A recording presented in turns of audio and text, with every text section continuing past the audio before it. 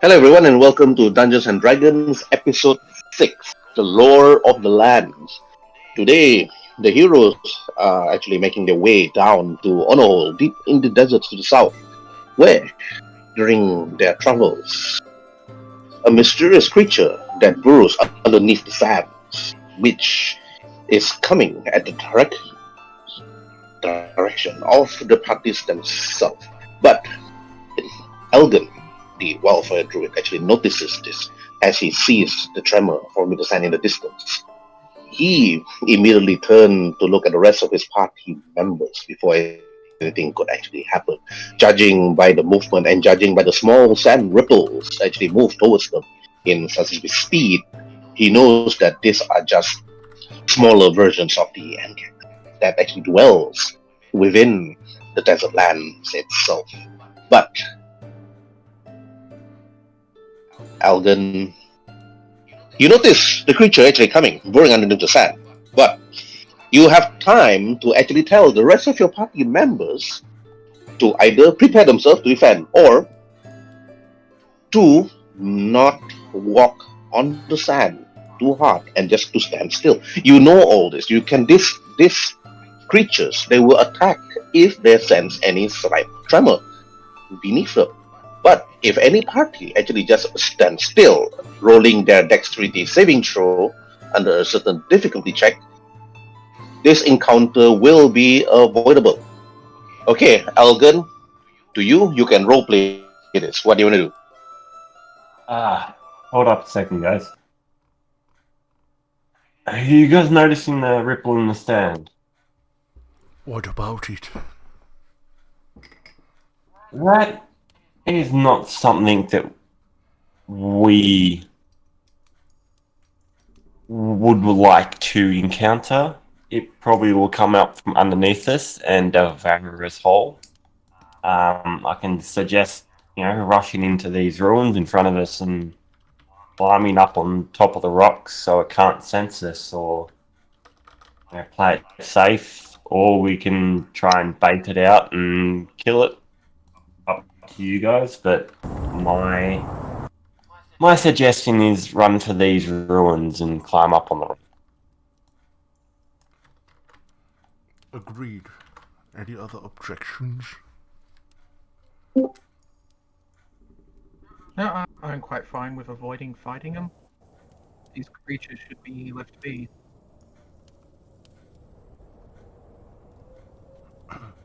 No rejections here. In that case, lead us to safety. Rinze speaks out, but I'm eager for a fight. But since the whole party wants to jump on rocks, then I'll follow suit. They quickly runs to the nearest rock that he can actually see. So I'm going to be rolling for him. Dexterity. Or you can roll acrobatics to stay balanced. I'll follow Rinze and stand on the rock with him. Okay, alright, roll acrobatics. Okay. Or dexterity. I'll roll acrobatics. Dexterity or dexterity save, just to be sure. Dexterity or acrobatics. Um, Cornelius pass, Elgen pass, Waruay pass. No, that's initiative, sorry. Whoa, Varus is like, nope. The sand was just too slippery. Oops. Oh, and that one. Well, looks like we're having this fight. I didn't do that. Yeah, because Varus fell on the sand. You fell. And the moment you fell on the hard sand and stuff, everybody was just standing on the rocks, trying to actually balance themselves. And the DC is actually quite low. You notice the sands itself, 3 sands coming towards your direction, Varus. And you notice that this creature with his sharp teeth that look like some huge cockroach lunges at you immediately. Okay. You fell on the sand, which is here. You're now prone. Okay. And roll for initiative.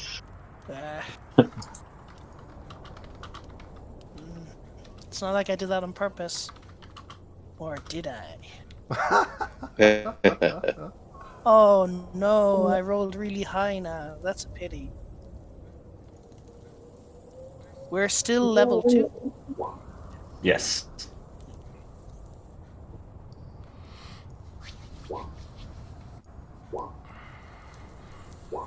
Renze needs to roll as well. I cut out there for a minute. Did I miss it much? No. Yeah, everybody died. Sorry. Oh, there. I don't know what happened.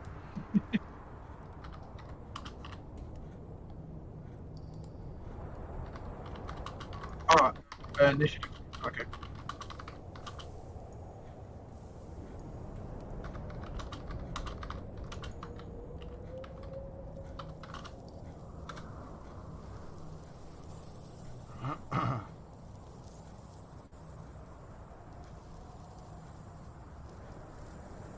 Okay, have everybody roll initiative? Mm-hmm. Yeah. I'll Alright. yell out to everyone and pretty much say, try and keep off the sand, as you don't know how many more are coming,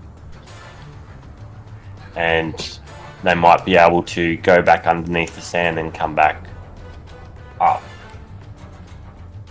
Okay. Cornelius, you heard that from Elgen. You see Varus fell face first on the sand, and the creature immediately emerged, trying to lunge and sink their claws to Varus' nicely filled flesh. And if he suffers, and if he somehow falls to this creature, he will be immediately brought into the stand as their next meal. What do you want to do, no. Cornelius? Cornelius, you. I- Oh, Cast hex. I cast hex on the nearest one to me because it's hard. I cast hex. Immediately I excuse me. Once I cast hex, I cast Outrage Blast. Just to make sure that he is away. Where's my? I forgot. Hold on. Apparently, my Eldritch Blast is not within my attack and spell casting thing, which I have no idea why. I have the spell. drag and drop it from. I have the Oh, okay. spell, but apparently I do not have it in my. I do not have it in my spell casting. Mm. Alright, okay. Eldritch Blast, just roll to hit. Yep. Hold on. Always double Okay, check I whether you got have the spell in your attack rolls. It's like before next Yeah, session. apparently it doesn't have, which is weird. Apparently it doesn't have, which is weird. Right. So 1d10, What's yours? 24, and Okay. I sure it's a hit, so it's a. And You struck. You struck the Ancax scavenger and struck its thin carapace, and it squirms in pain. But what's the damage? yeah, I'm trying to roll for damage. It doesn't show though. 5. Okay. No, Right. no, this is my hand. This is my hand. I don't know why. Oh, it that's a doesn't hack. show. Wait, why is it not showing? Wait, hold on. Roll. It's not showing. That's okay. Just roll 1d10. just- Just quickly roll 1d10. Just roll. Oh my! Just quickly roll 1d10. You don't have to. You can do that damage later once your Varus turn and so on. Okay, 1. Total 6 damage. Total 6 damage. Alright. Okay, now Varus, you see on the sand. If you get up, if you roll an acrobatic versus a DC 15, you can get up from your prone position without expending much of your movement action. But if you fail, it takes up 15 feet of your movement action. Well, the first thing I'm going to do is I'm going to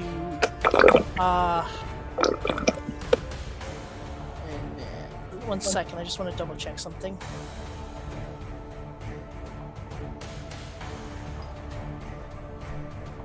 I'm just checking this ability that I have.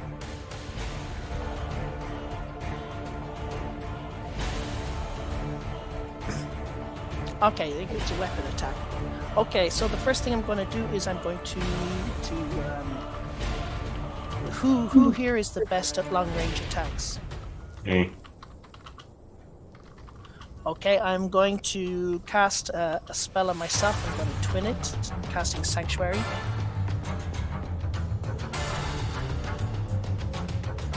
Oh, and Who's casting what? I'm looking at Cornelius. Cornelius, can you don't roll? I want to see.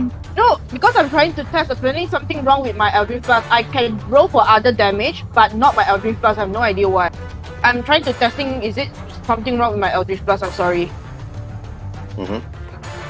All right. So I'm casting Sanctuary on myself and on who said that they were good at ranged attacks?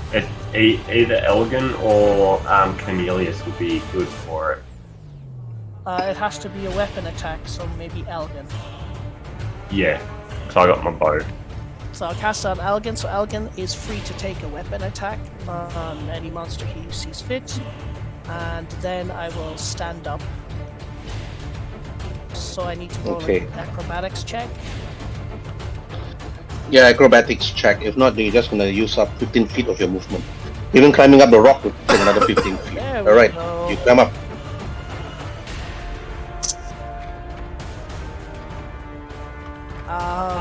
Fortunately, I don't think these things will be able to attack me. So I'm going to try to get up on the rock. So I'll roll another acrobatics check. Oh shit. Wisdom. Okay, you failed. You're unable to grab. You're still down. I'm rolling wisdom save for all three and hex. Yeah. And, Okay, wisdom is DC gonna be- 14. Yeah, DC 14. Okay, this one fails, but the other two pass. Ah, shit. They come and so attack you. Did Elgin go to attack one? That's not how Not sanctuary. yet, because it's not Elgin's turn yet. No, it's one of my abilities. Oh. I can make someone use a reaction Oh. Mhm. Okay. attack. So Okay, immediately on your turn as a reaction, is on it? my Using turn, your reaction or No, your using reaction or his reaction? his reaction. Alright, okay, so Elgin, do you want to take that shot? Sure. I'll use my short bow. Roll to hit. Their armor class increase because of the winds. Nope, you miss. Dang. Your shot bow, the arrow struck the nearest sand and fell on the sand itself. Then the Ankak attacks. It's still my turn. It's still your turn. Yeah. You already cast a spell, you already move up, you tried to Yeah, use I acrobatic and used you a failed. bonus action. I used a bonus action to cast my spell. Sanctuary's bonus. Okay. So I will try to mind sliver. I'll try to mind sliver this one. So that is a DC 14. DC 14 intelligence. It should be intelligence. 1 second. Okay. Intelligence save.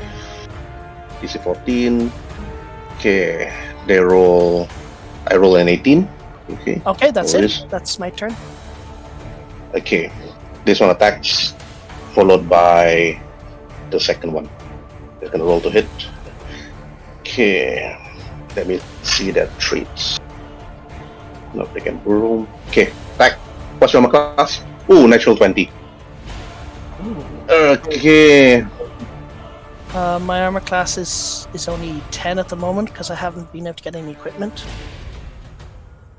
Okay, you receive 2 slashing plus 2 plus acid. That's 2, 4, 6, 7.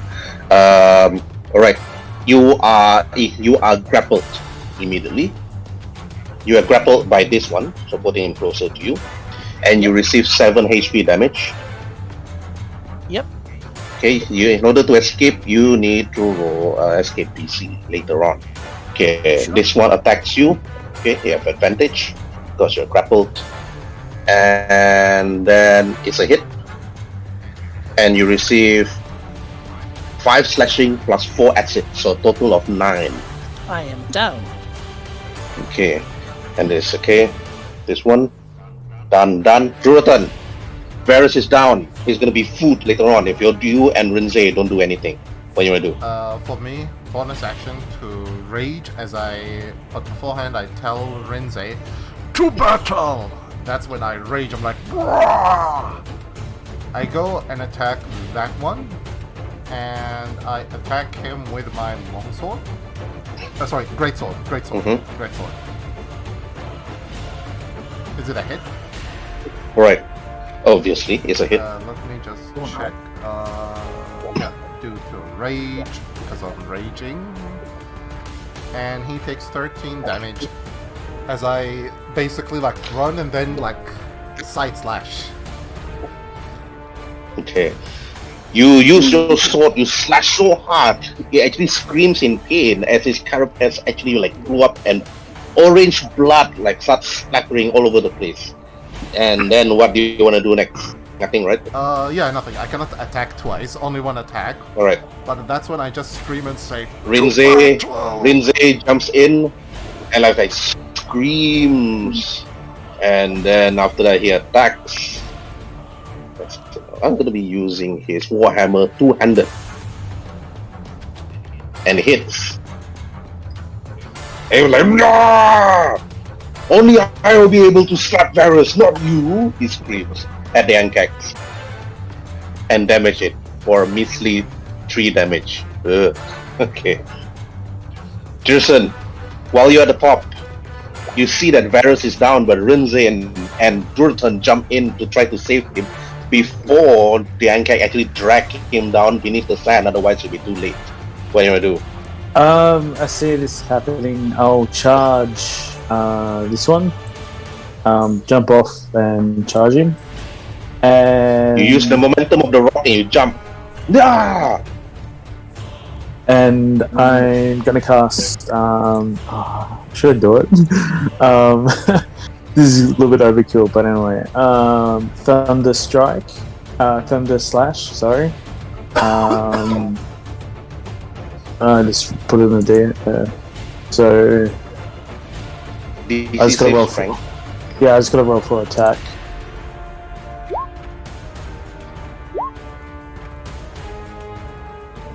So, 12. Does 12 hit? The 12, no, it doesn't hit. Okay. You can choose to do a smite after you do the roll. Yeah. Like I put that in. I meant to put it in last. So I meant to put. It's not depleted. You don't use the Thunderstrike. It's not taken off because you didn't strike. So it's actually it's a it lasts a minute. So Alright. And it's a concentration spell. So okay, all right. Then this Ankak that's attacking that Druid just smash. It attacks you, Druid. And it's a 17 hit. Yeah, definitely. Alright. Okay, you receive 2 acid damage, which you cannot block. Yeah, definitely. And 9 slashing damage. 9 slashing divided by 2 is 4. Rounded down already, so 6 total. Oh, okay, 6 total. Let me just. Yeah, Okay. you move on from me. You are immediately grappled. Okay. He actually just bites your leg. So meaning that he'll still keep biting you until you manage to escape, either using strength or acrobatics. Athletics or acrobatics. Okay, Elgen, your turn. I'm gonna pretty much just shimmy myself down this rock where I am. With the vantage point, I would be able to see everything that I've seen, and I'll come running across to here, but on the back side of it, obviously. Yeah, you're at the side. Okay, at the back. What action is it for me to put my bow away?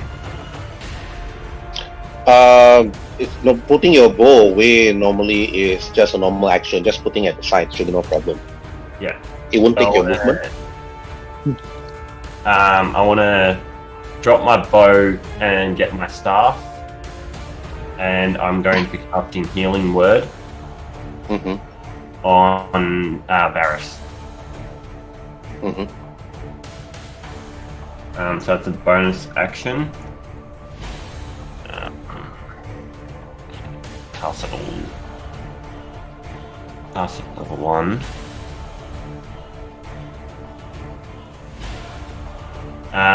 Do I still have my action? Nope. You can still move, but you can't do anything much. That's it. The healing word's only a bonus action. I was just wondering if getting my staff and whatnot. If I still have my action. Okay. If it's just a bonus action, I don't think you can attack. You're just using your staff as an action. No, I can still cast a cantrip though. Yeah, you can still cast a cantrip. I will cast Reduce Flame at the closer one. Okay. Produce flame at who? At the closer fucking bug thing. Roll again. Disadvantage. Roll in melee. Don't roll 1. Why is it disadvantage? I'm not within melee. No, they're in melee. Okay, there's still a hit. On who? On that one. Okay. Alright. 7 damage. No, that's the hit. Go this way. 6. Actually, your produce flame is 20. Your 15 is the hit. So 7 is on. So that's -6. Okay. Still alive. You burn it. Still alive. Okay. Round 2. Cornelius. Sorry. I got this. Am I able to jump and hit this one? Am I able to jump extra 10 feet and jump down to hit this one? Yes, you can. Okay, I'm gonna jump. Hiya! With my long sword, sorry. No, it's not hit. Okay. You jump down next to it though. Okay. Alright. Do I not gain anything from jumping down? Unless it says so, but nope.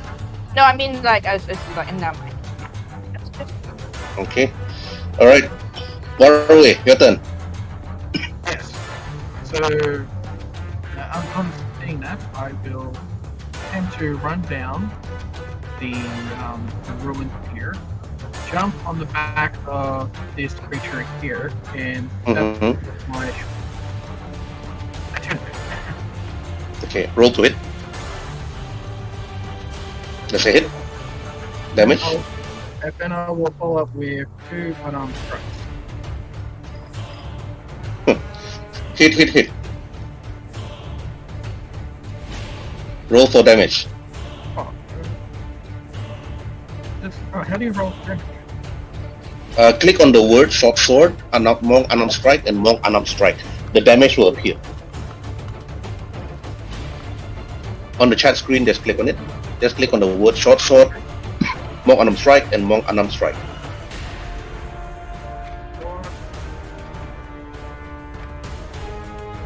In the chat window. Yeah, on the chat window, just click on the highlight short sword, monk unarmed strike. I'm sorry about that. I'll go back to the original one. Okay, 5 piercing. Okay, 7 plus 1 and 4. So that's 9 plus 8. So this creature is dead. Alright, how do you want to declare your action, Waruay? Okay. As I run down, I jump on the top of it, out of nowhere, screaming, letting out a draconic roar, and just come straight down and tailing it with my short sword straight into the stand. Then you did all your action, which actually surprises Cornelius and Tyrson. As you notice, Tyrson and Cornelius, that this small little kobold is more than meets the eye, and it completely kills the enclave. Blood splattered all over his face and scaly bodies, and managed to save Varus before he get dragged down beneath the sand, because you need 2 creatures to drag him down. 1 creature will just take it too much. Okay. Varus, You healed. Yep. I'm going roll. to. Okay, you're not dead, but just roll for Constitution save. To see if you can get up. Constitution save to get up. Okay. Alright. Okay. You got up. Okay, you were down previously. Your exhaustion level 1, okay? Oh, you get an exhaustion level when you go down? Okay. Yes. The moment you get down, you go to 0. And when you get healed, you get up. Same as anything, revivify or whatever. When you get up from death, you immediately exhaustion level 1. Okay. I am going to disengage as my action. And I assume I can move maybe to like moving out of range here, like 15 feet. Okay, you're disengaged from combat? Yeah, I'm disengaging. And as Okay. a bonus action, I am going to just check here. Bonus actions. Yeah, that's it. That's my turn. Okay. Alright. Scavenger wondering who to attack. And then attacks Rinzai. Okay, and that's a hit. Okay, that's 11 damage on Rinzai. Rinzai is seriously injured the moment he actually got bit. Okay, Duratan, what do you do? Attack the one enemy in front of me, and is he grappling me? Yep, it's just grappled, Oh, but okay. he's just gonna pull you down if you're down. So you can still smash it with your sword. Oh, okay. I'll just attack it with my sword. That's a hit. Okay, that's a hit.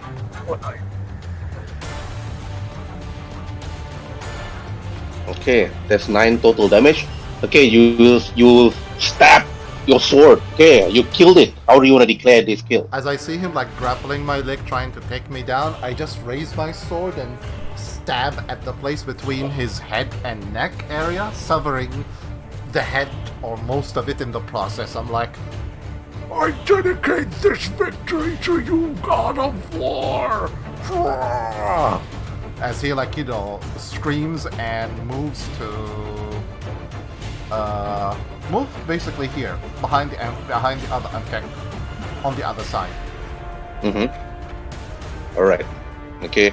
Now it's Rinzai's turn. Rinzai attacks. Notice that you managed to kill the Ankek. He do the same with his Warhammer and hits and smash it for 12 HP damage. Hard and blood splattered on your body, Duratan, even his, and also to Waruay. And then that's about it. Okay, Tyrson, your turn. I'm gonna pretty much approach the last one and smack it again with two-handed strike with my longsword.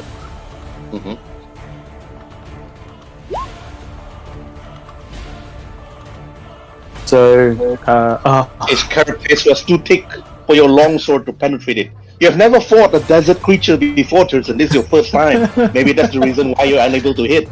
As compared to Duratan, Rinzai, and Waruay. Maybe this creature is like food to them, perhaps. But the carapace was just, even though it's a thin carapace, but your sword you're able to hit. It's like ching, and that's about it. Alright, Elgen, your turn.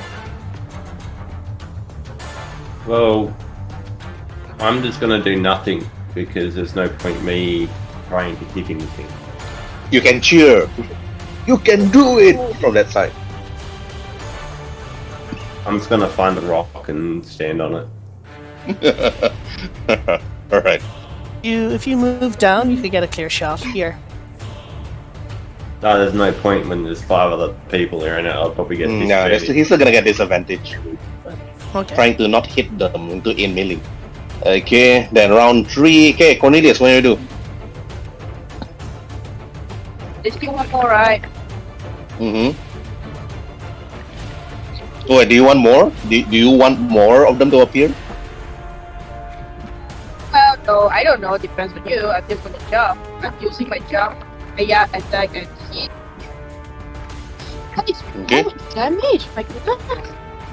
There's a hit, but only Yeah, I don't know. But Or- something wrong with my. I don't know. I no idea what's wrong Okay. with my. No, never mind. You guys continue. So I'll try to check what's going on with my roll. Okay. Alright. You managed to hit it, but not dead. Okay, Waruay, your turn. Okay. Oh, where am I? I mean, you're people next to me. I will try to jump on top of it again and give it a roll and have a try to look for it. It worked so well last time. Short bow. Oh, wait. Sorry, wrong attack. Wrong weapon. There we go.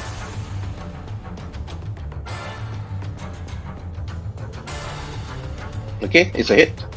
Alright. While it's being pummeled to death by Druidan, Rinze, and Tyrson, you took the opportunity to stab it at its side. Okay, how do you declare this kill?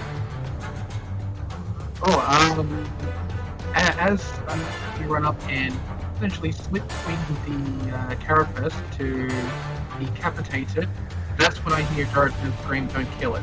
And I say, "What?" As it head slowly flies off and lands at Dartman's feet.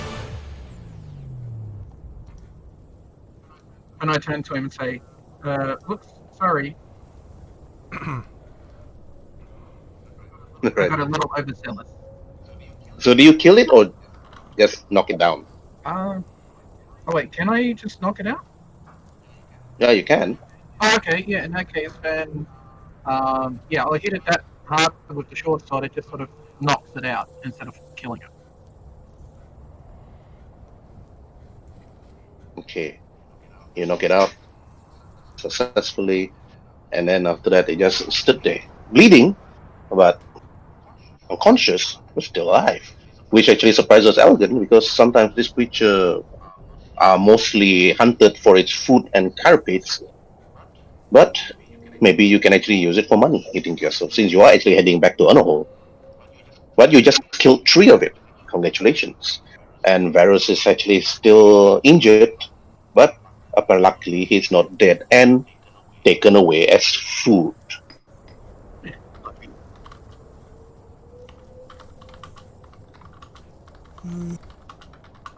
Alright. Now moving from right to left, roleplay. Okay, Waruay, what do you want to do? Actually, I can't find my character in there, just, where am I? Oh, there I am. Well, I'll ask Duratan then, do you need help with tying this creature up? Because you want to keep it, yes? I say, yeah, and he's like, yeah, just make sure to tie him in his mouth. We could sell it, good money. Take what we can harvest from the other 2.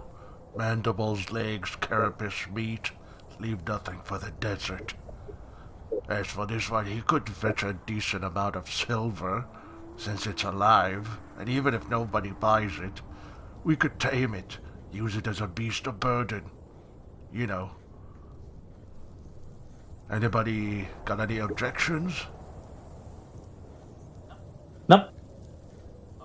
I'll help you hog tie it. Okay. Varys, you took a nasty hit. Are you okay?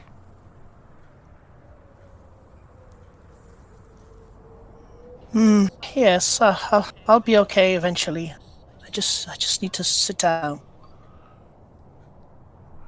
Elgen, would you mind checking on Varys? He could have gotten poisoned or anything. We'll take an hour rest. Catch our breather and As he looks into the hot, into like the sun. it's still too early for combat, but still. I think Iros that we are safe.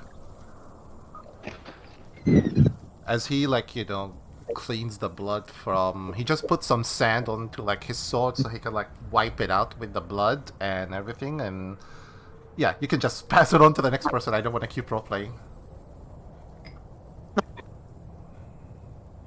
Okay, Elgen. The battle ended. You see 2 dead Ankek scavengers, apparently the younglings. But you do know that if the younglings are here, the mother is not too far from your current location. If you feel that you want to hunt the other Ankek scavengers and its mother, you could actually try to look for the hole around this location. Otherwise, you could just quickly ignore it and just head back to Onahole.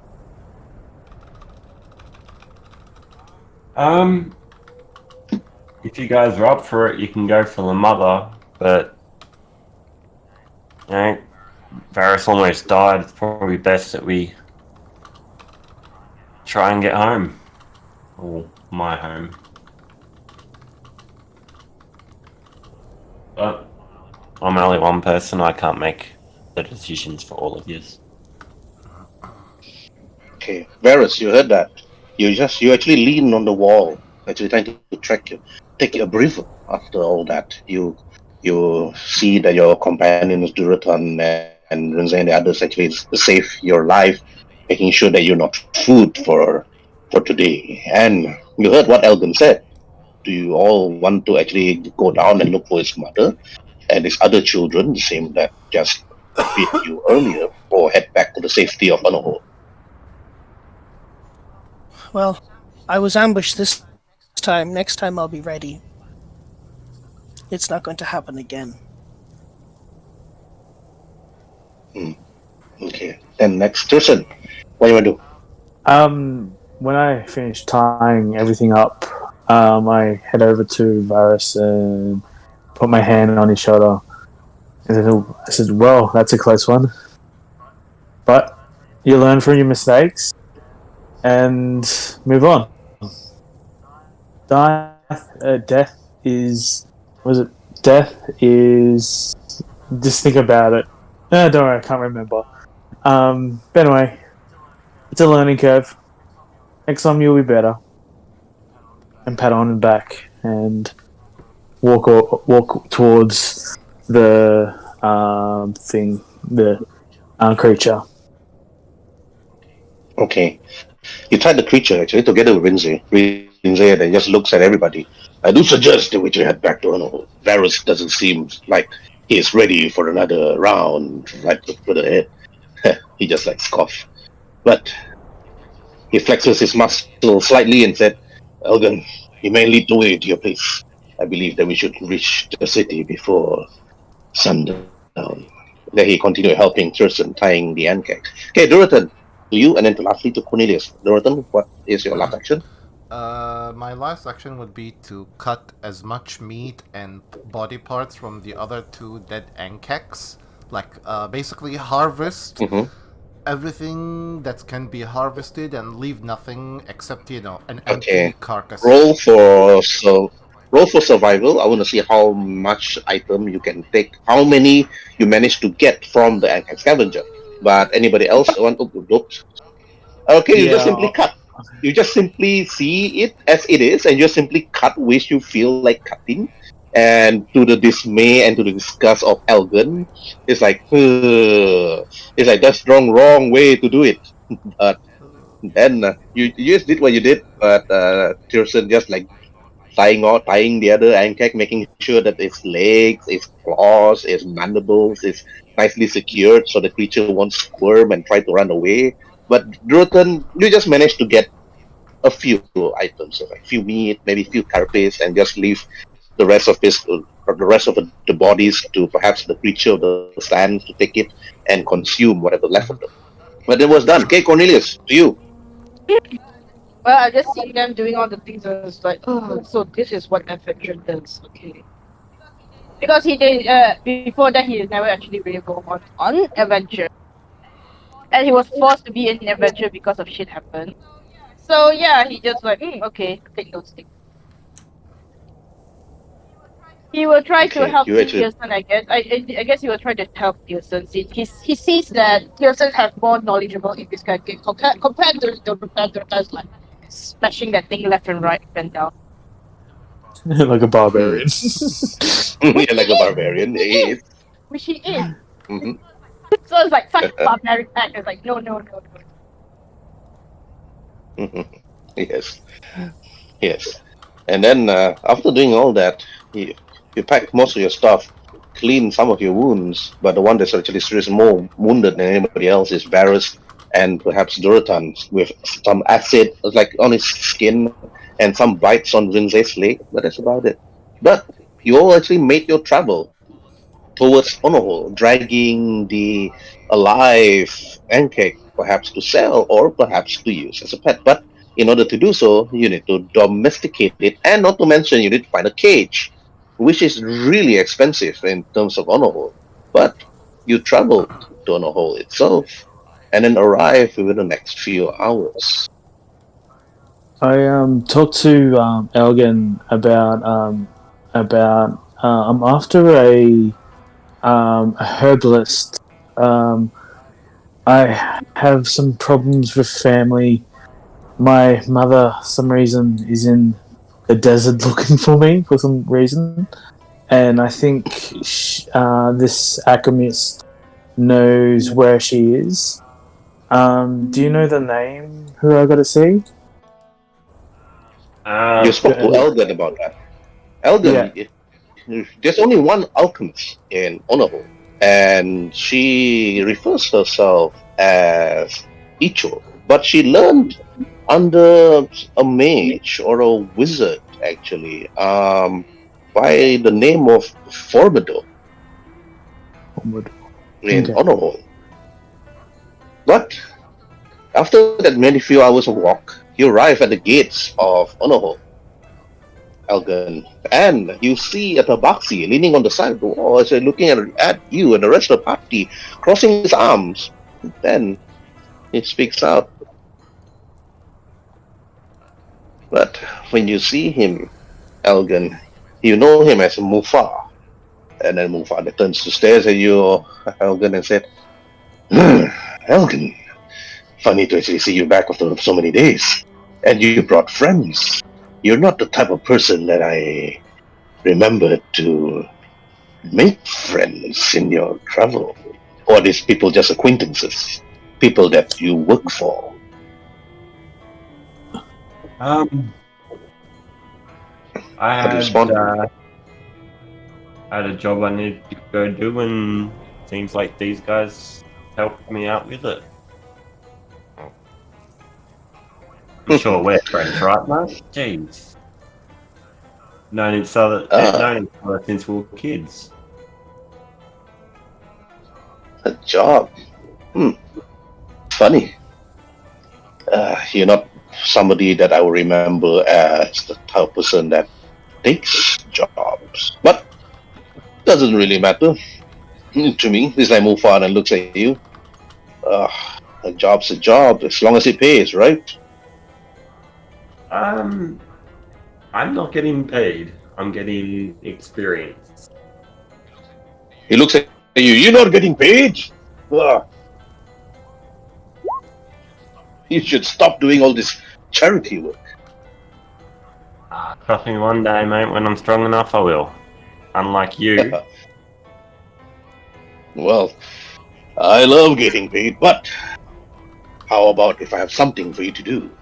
But seems that you're looking rather tired. I can see that your friend at the back seems to be quite, how do you say, looks so beat up. Why don't you just bring them towards the tavern and the inn? Let them rest for at least a day or two. And then after that, then perhaps you can return back and you can talk to me. Or perhaps I have something for you and your friends if they feel like doing something dirty. How to respond, Elden? Yeah, we'll rest up first. Get him looking better than he is. And if all goes according to plan. We've got a couple other things we need to do, so we'll see what we can do for you. Alright. And after that, then the gate actually opens. You see the guards at the tower actually then looking at you and the rest of your friends, and after you just enter. And then for the rest of them, like for example, Drutan, Waruay, Cornelius, Tyrson, Varus, and Rinze, you all actually entered the city itself. Rinze then looks at the rest of you and said, "Well, I'm gonna be doing something else. Well, you all actually have some. I'm gonna be like checking this town. It feels really interesting." And after he just walks around, and after to see what's actually the sights of the city itself. I'm gonna lead everyone to the tavern, wherever that is. I tap Eldon's shoulder. Can you instead of leading me to the tavern, can you lead me to this alchemist? Sure, I can do that. Thank I'll you. lead everyone to the tavern first, and then I'll lead. The tavern's fine. here. So I'll lead. Tavern's everyone. right in front. So everyone who's going to the tavern can go to the tavern, and then I'll take this into the Icho, which is here. Icho. Where sorry, I Okay. didn't see anything. I just caught it last second. Cool. We have to sell this insect that has been with us. Elgen, do you know anybody who can buy it? I mean, I have some parts of the other two. But this thing is now whole, still alive and kicking. Would I know anyone? You can sell that to a lot of people in Onahole, to the alchemist, to the blacksmith, which is here, the blacksmith. Like, and then after that, you can actually sell it to even one of the inventors here, is like a goblin inventor, and then after that, then, or you can just sell it to the innkeeper for his meat. I'll tell him that and let him decide where he wants to go. I was thinking because we have 2 dead corpses and 1 live one. I'll take 1 dead corpse of the creature and sell it to the alchemist, and you can do wherever to the other one. And I think it would be fair. Yeah. What do you think, Jordan? I say take the 2 dead corpses left over from me and I'll take the live one and sell it to the blacksmith. They could use to make something out of it. I mean, not unless somebody wants this thing alive and to tame it, then it looks too weak to be a beast of burden, but who knows? Maybe the blacksmith will have some use for it. What do you think, Elgen?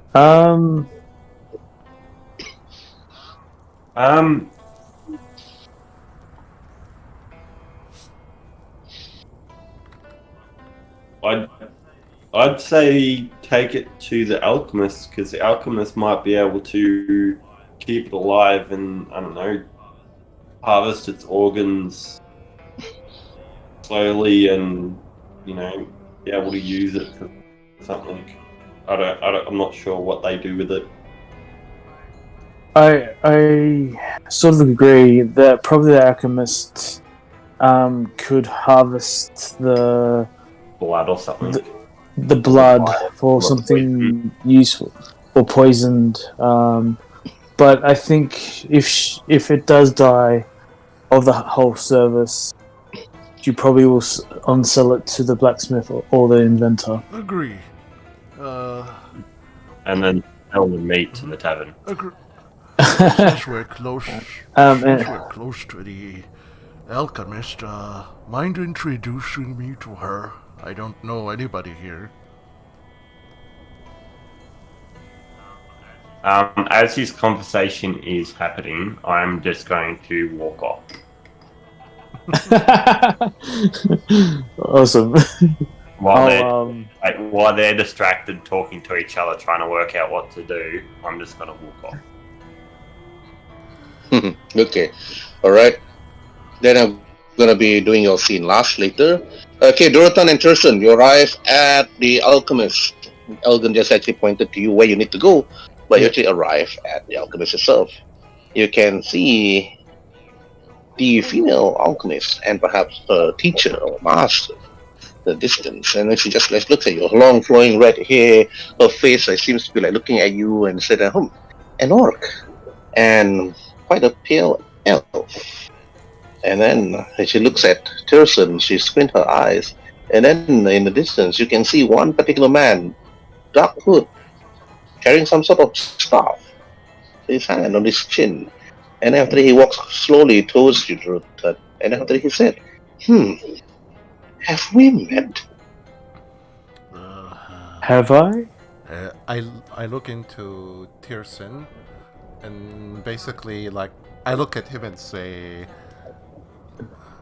like to Tyrson, Have we met such a hooded pink skin? I don't think so. Have we? You're the one. Are you the one in the crystal? I saw. He said, No. I don't remember looking at you from my crystal ball, of course.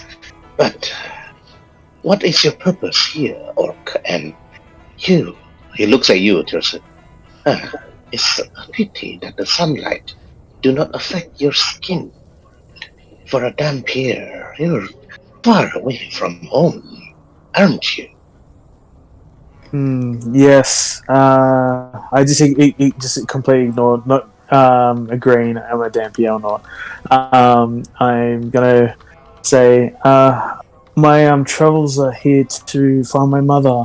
I've heard a dark figure has led her to the sands, and I think she's looking for me, but I'm looking for her.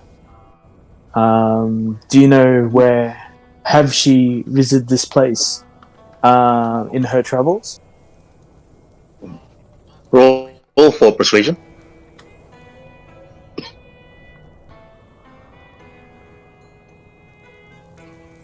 Okay, to return, you heard him mentioning a Dhampir, but you have no idea what's a Dhampir. Unless you roll history. I'll roll history, just to be on the safe side. Where is history? Yeah. Here we are. He definitely doesn't know what the Dhampir is. Definitely. Don't know, don't care. Okay. Alright. The dark hooded man then looks at you, Tyrson. And then he speaks out. Yes, I remember. Somebody that looks exactly like you. Pale skin, beautiful too. Yes, Believe that he probably. was referring to you. It's like a son that walks the lands not returning. Yes, I remember her. She came here asking for direction. I pointed to where I assumed that you might be. Of course, you don't have to look for her if you don't want to. Eventually, she will return back to Onahole and then seek me out. But if you think of her safety, I pointed her to one of the slavers down south. If you want to know where she is, perhaps you should head down and look for the slavers yourself.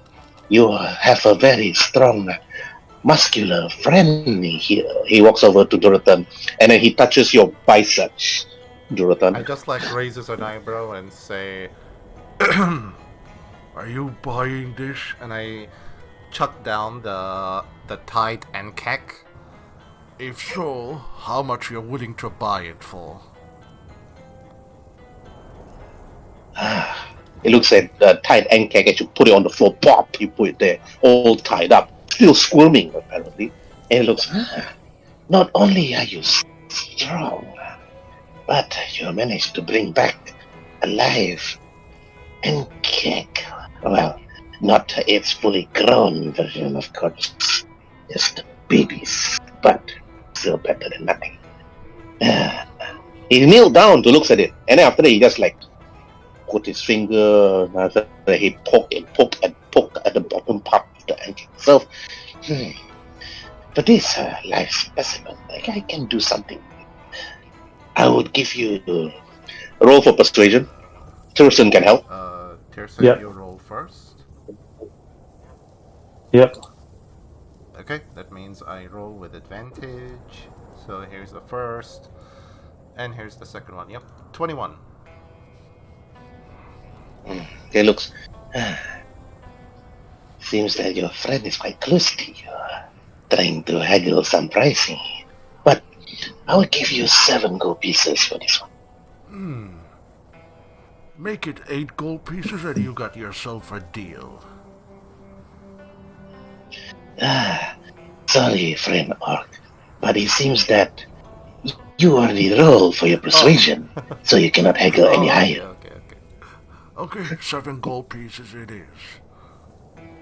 I take my... If you are able to, and then he speaks out again, if you are able to capture more of these creatures, alive, of course, I would gladly pay 5 gold pieces per captured and kick, even its cocoon egg if it is still active, and even this one, alive. 5, of course. You and your friend here can assist. You know? There are many of these in the sands to the south, and not that difficult for you to capture them because, well, as long as you make a lot of noise, they'll come to you. I'll have to talk it with my other companion. And then he took out his pouch, and after that, his pouch is actually quite heavy. You notice that his pouch is there's actually 3 pouches. One pouch, perhaps you look at it, is filled with copper, and one with silver, and he took out the last one filled with gold. So he took out 7 gold pieces, and after that, he slowly walks over to you, Druidan, put it on your palm, and then after that, he said, "Thank you for this." Then, yeah, if you want to buy anything, I do have a number of potions to sell. My apprentice here will assist you in that. But if you have any questions, son, what's your name? He looks at you. He looks at you in Dhampir. I'm sorry. I bow. My name is Tyrson. And I'm called Druidan of the Yes. Frostwolf. You're far from home, Druidan of Frostwolf. And where are you from, Tyrson? I'm from Vol. Even further. But, of course, if you have anything, you seek me out. But remember, Tyrson of Val, your mother is far to the south of here. But I do suggest you don't travel alone.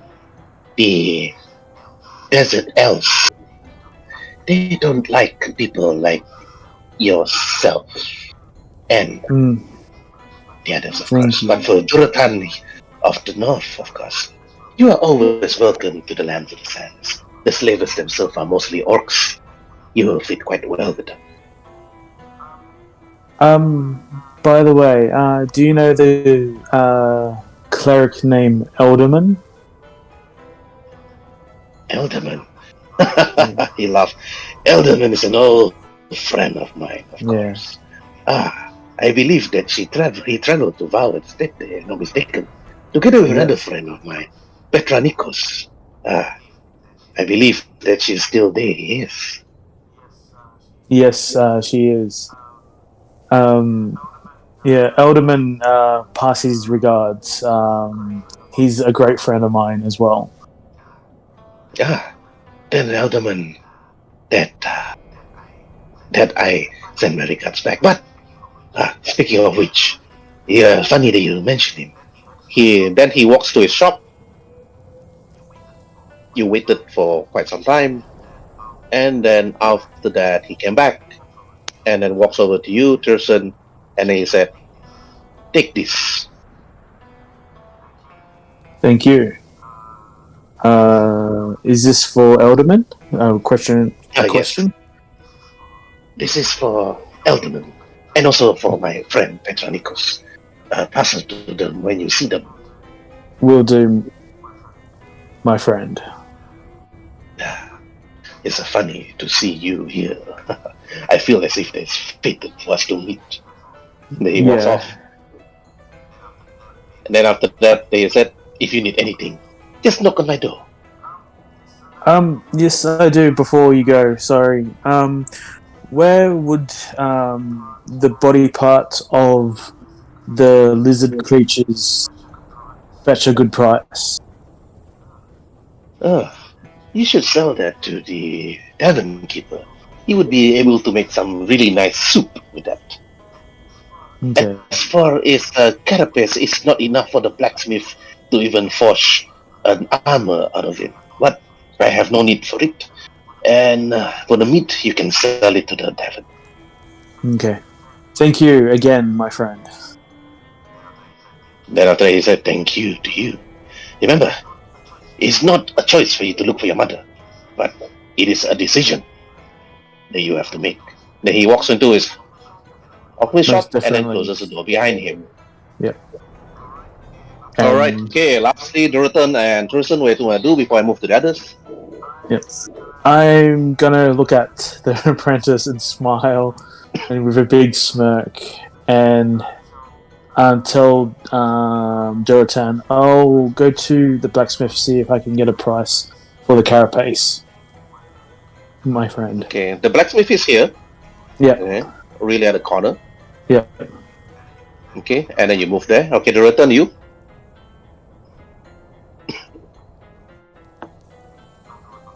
Oh, Dorothon's gone.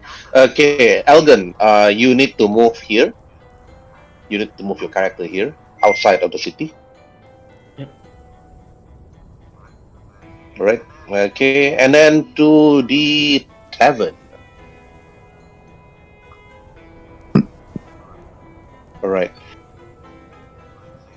Rinze not in, Elgen is not in, okay, Tyrson is not in, okay, Varus is in, Cornelius is in, Waruay is in the tavern, Dorothon is not in. Okay. Meanwhile, Varus, Cornelius, and Waruay. Inside the tavern in itself, you see a number of people actually sitting down, enjoying themselves, and then drinking on one of the tables, and seem to be ignoring the rest of you the moment you all entered. You see a halfling, a tiefling, and a dwarf sitting in one corner. But the moment you actually enter, one every tavern keeper actually walks in and then looks at you, Waruay, and he said, guests! It's nice to see more guests in Onahole. And a kobold. Wow, and a Rabbitfolk. And apparently a man. So, you, kind sir, he points to you, Varus, are these your slaves? No. I may be posh, but I'm not interested in slaves. Well, and then he looks at Cornelius and Warwick and then said, I do apologize, Kobold and Kobold friend and a rabbit person. Well, get a table and I'll see what you want. Alright. I'll sit down. I just sit down. I talk to Cornelius. It's like, oh, that's right. You don't have any money, do you? Yes, unfortunately, despite my family's what do you call it, heritage, I do not get from them. Long story. Yes, I do not have any money with me right now, except for one silver piece. I'll look to Varus and say, "But do you have any money then?" I have some. Would you like to borrow? I have some as well. I guess we're just going to be enjoying the soup. Yes. Soup for the commoners.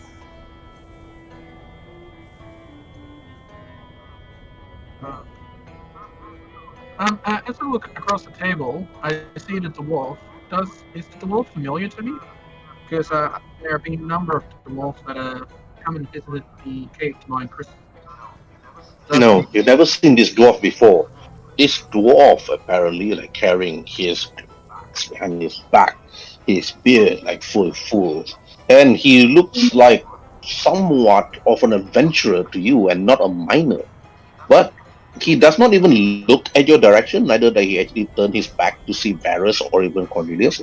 They seem to be just enjoying themselves, sitting at that corner, talking among themselves, telling stories. It's like you overheard the conversation. It's like the dwarf actually like smack. It's like bang the table, drinking like, and then putting up his ale up to his beer with some of the moist like sticking there. And he said, Linarfis, you remember the time when, Vadu tried to hit on you? And he was referring to the tiefling. So then the tiefling then speaks out. No, it's definitely not me. It's definitely not me. I believe it was somebody else. But, well, an adventure's an adventure. And we do have people that just arrived too. Never seen them before. And then he just dares to turn. And then you see the dwarf walks over to you, Varus, and he said, "Oh, you look a little beat up, man." Well, and then he looks at your legs, he looks at your arm, he looks at your cheek. Then he speaks out and said, "It seems that you have faced some troubles with an anklet. Was it the brood mother?" No. Unfortunately, I was attacked by 3 of the little children. Ah, the little children gave you some trouble then. Well, I wasn't able to reach the rocks in time. So they cornered me and they started to rip me to pieces. Actually, my friends were able to help. Then he turns to his back and then looks at one particular person. He points. It does not matter. My halfling friend over there, Lena Arvice, she fell down the rocks and we went down to save her down the tunnel and then killed the Druid mother. But, well, if there's one murder, there's many more out there. You kill one, many more will just hatch from his Oh, aid. yeah. There's more out there? Oh, yes, little rabbit. There's more, actually. And what are the advantages of killing a brood mother? What can you get? No. Well, you see what I'm wearing? I'm wearing an anklet armor. It protects me against its acid. And also, it has the potential much like a plate armor.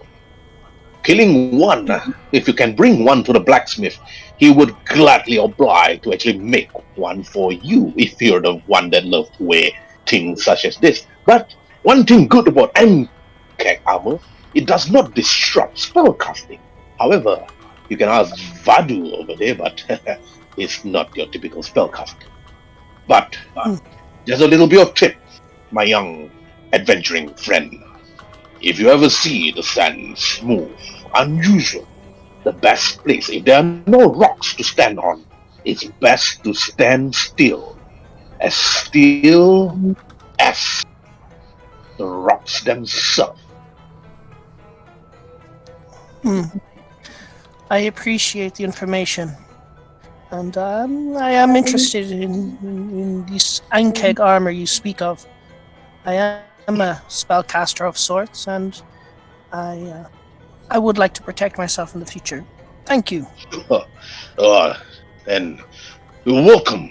And by the way, since we're more blithely introduced, my name's Zachariah. And what's yours? Pleased to make your acquaintance, Zachariah. My name is Varus. I am of House Goldsmith. House Goldsmith? Yes. That's far. And he Yes, turns very far. to Vadu. Vadu, you hear that? House Goldsmith. And you're from another house, if not mistaken. Then Vadu, then this tiefling that walks over and said, nice to meet your acquaintance, my friend. You're from House Goldsmith. And if not mistaken, sorry, I had too much to drink. I don't remember many of my house. And then after that, he turns and looks up and then said, "By the way, Kaede, what house am I from?" He talks to himself. Greylock. Greylock is written there. Oh yes, House Greylock. I remember now. Yes, quite a distance actually. Well, House Goldsmith. But wait until I'm a little bit sober. I think then before he could even speak, you notice the halfling was over to Vadu and then speak. Vadu, I think you better just sit down. Too much to drink won't be so good to you. And then you notice that she dragged him back to the table and then Oh, Elenia, just you are sat my there. love of my life. Ah, and Lena they said, and I love you too, Badu. But again, you just have to wait for the others. Oh, by the way, guys, these three characters are my other players' characters. Brando is my character. Brando is my character. Yes. All right, and then the dwarf looks to you like Waruay and said, "Kobold friend, why don't you join us over here? I mean, hey, speaking of which, the table is big enough. Why don't the three of you join us over here? Our treat, of course." I say thank you. I just know that dwarves are quite generous. I just hop and follow behind Waruay since it's more sociable as a so I just follow behind and sit beside him. Right, you I sit say, there, and then "Hello." dwarf, and Hello. after that, Lena Alpha is the halfling. She looks at you, it's like Cornelius, and after that, she nodded her head and said, "Hello, hi. My name's Lena Alpha, and you are?" Cornelius. Oh, sorry, where's my manners? Cornelius Spears. Cornelius Spear. Where have I heard that name before? Huh. But I'm too lazy to open up my character sheet and roll for history check. So, and what's your name? And she looks at you, Waruay. I say, oh, my name is Waruay, Scales. I'm from the Steel Peak Mountains. Steel Peak? That's a long way from home. And why are you here? Are you here, are you an adventurer? She asks you. I sort of like think about it, and it's like a long sort of circumstances have brought me here. I'm not really here for anything. I was just traveling with Cornelius. Now that I think my job's done, but I'm just sort of following them. I'm not quite sure. Cornelius just not. Yeah, we came to this land to find someone, but we did. And I suppose we're just sort of following along, and I look to Cornelius, and I tilt my head. Like, looking for Cornelius to sort of add on to it. Oh, yeah. We are here for the, we're kind of just going with flow since, we have been on the other side of the island. I'm from the Cornelius, by the way.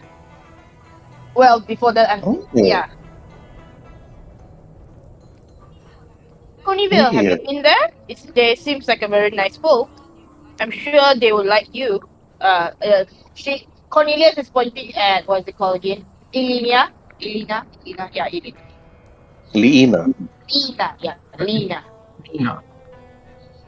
Then she said, well, if my friends here don't mind to travel further up to the northeast and cross the ocean, yeah, sure, we don't really mind.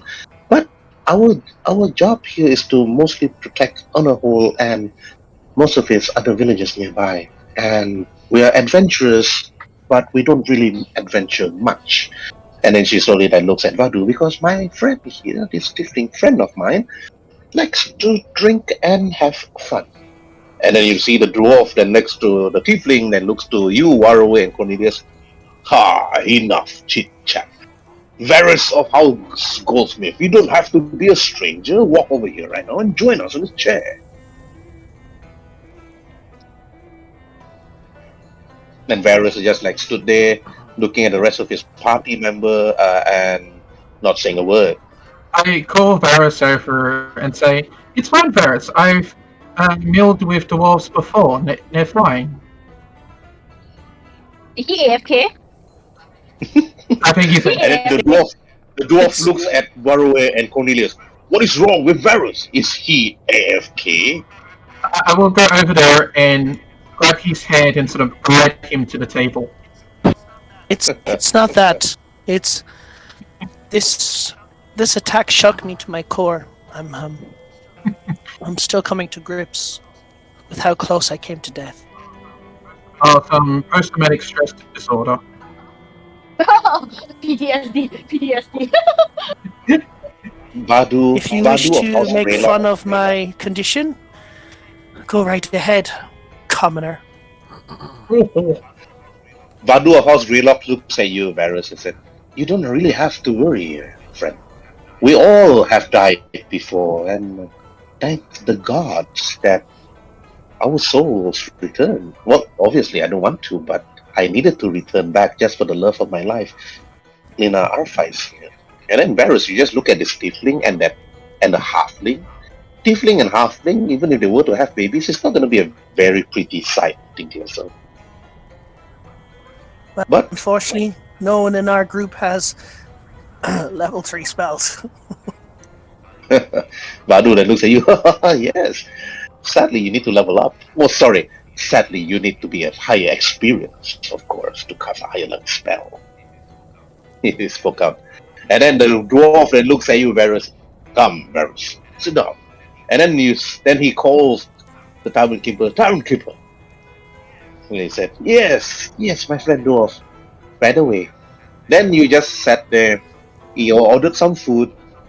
You ordered some drink. And Lina Arfice, then after that, the rest of you actually had normal small talk, normal conversation about the lands itself and so on. Okay, now going to move through Waruay, then to Cornelius, then to Varus. Waruay, you got 2 actions. What do you want to ask to the rest of the adventurers here? Okay. Don't really have any sort of questions at the moment, but I suppose. I ask him. I keep hearing about these humans to the south. Have you heard anything about them?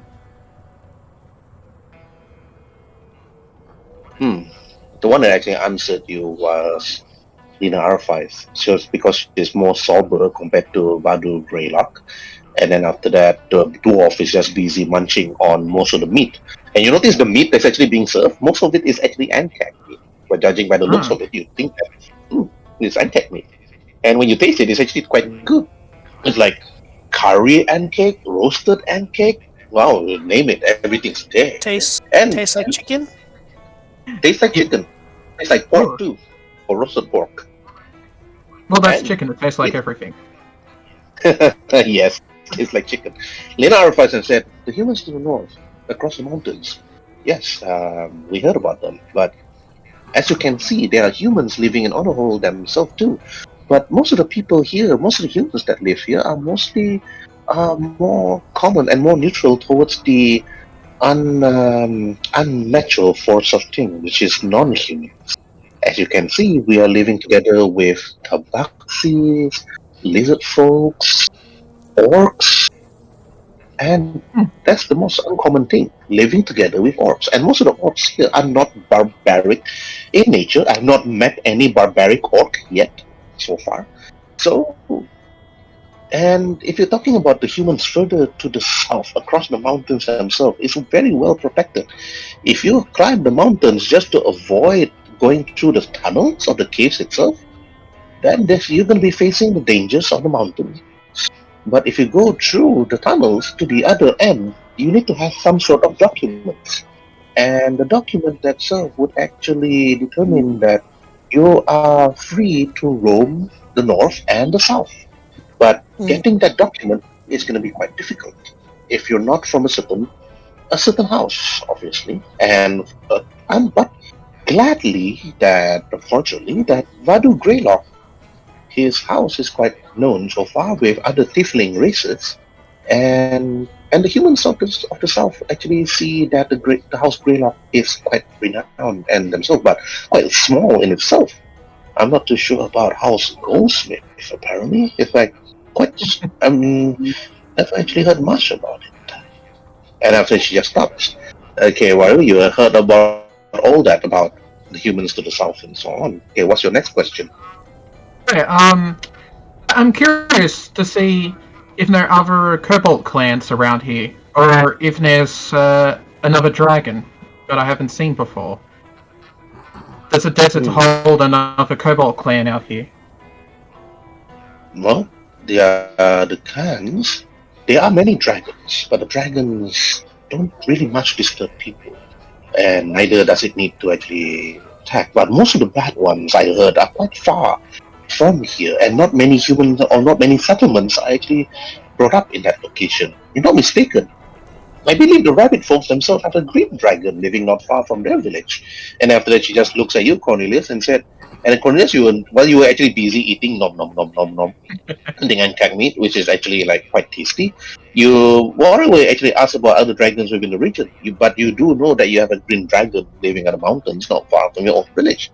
So what do you want to say? Oh, you meant the green dragon.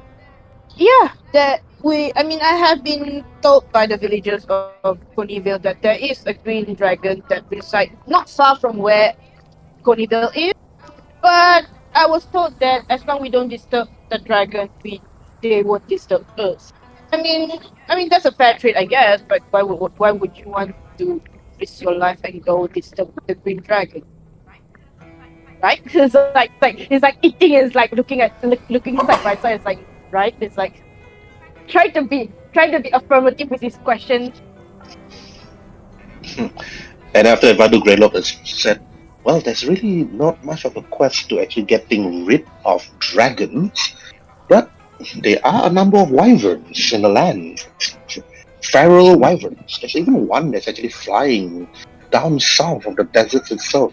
But as long as you see one in the distance and then you hide your presence from them beneath the sand, then you should be safe. But the ankex and that wyvern, they are always going against each other. But if you feel like going against a wyvern yourself, then go ahead, my friend. We've faced one before, and it was not an easy task, of course. We have to run away with our lives. Remember that, Lena? They wings. That looks. Okay, they were already actually answer your questions regarding the dragons. Okay, and then now your action's done. Okay, Cornelius, Yep. your turn to actions.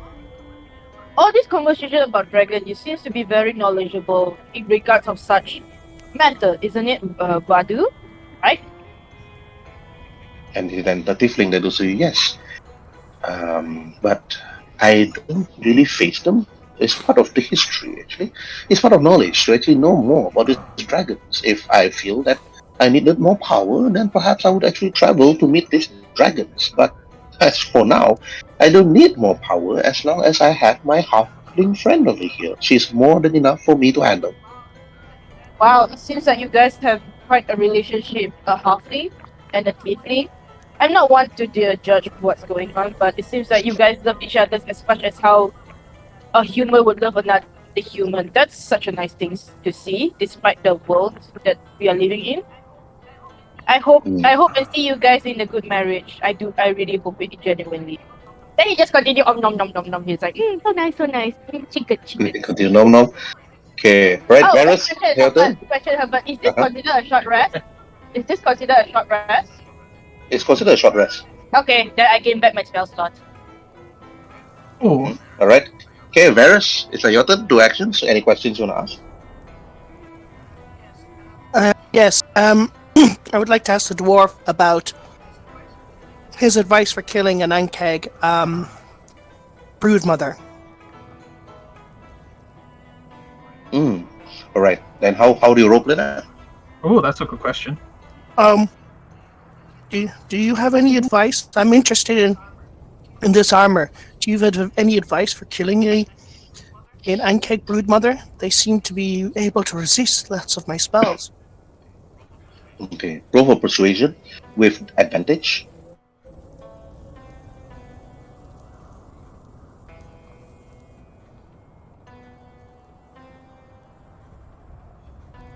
Ooh, man, luckily. Advantage, yeah?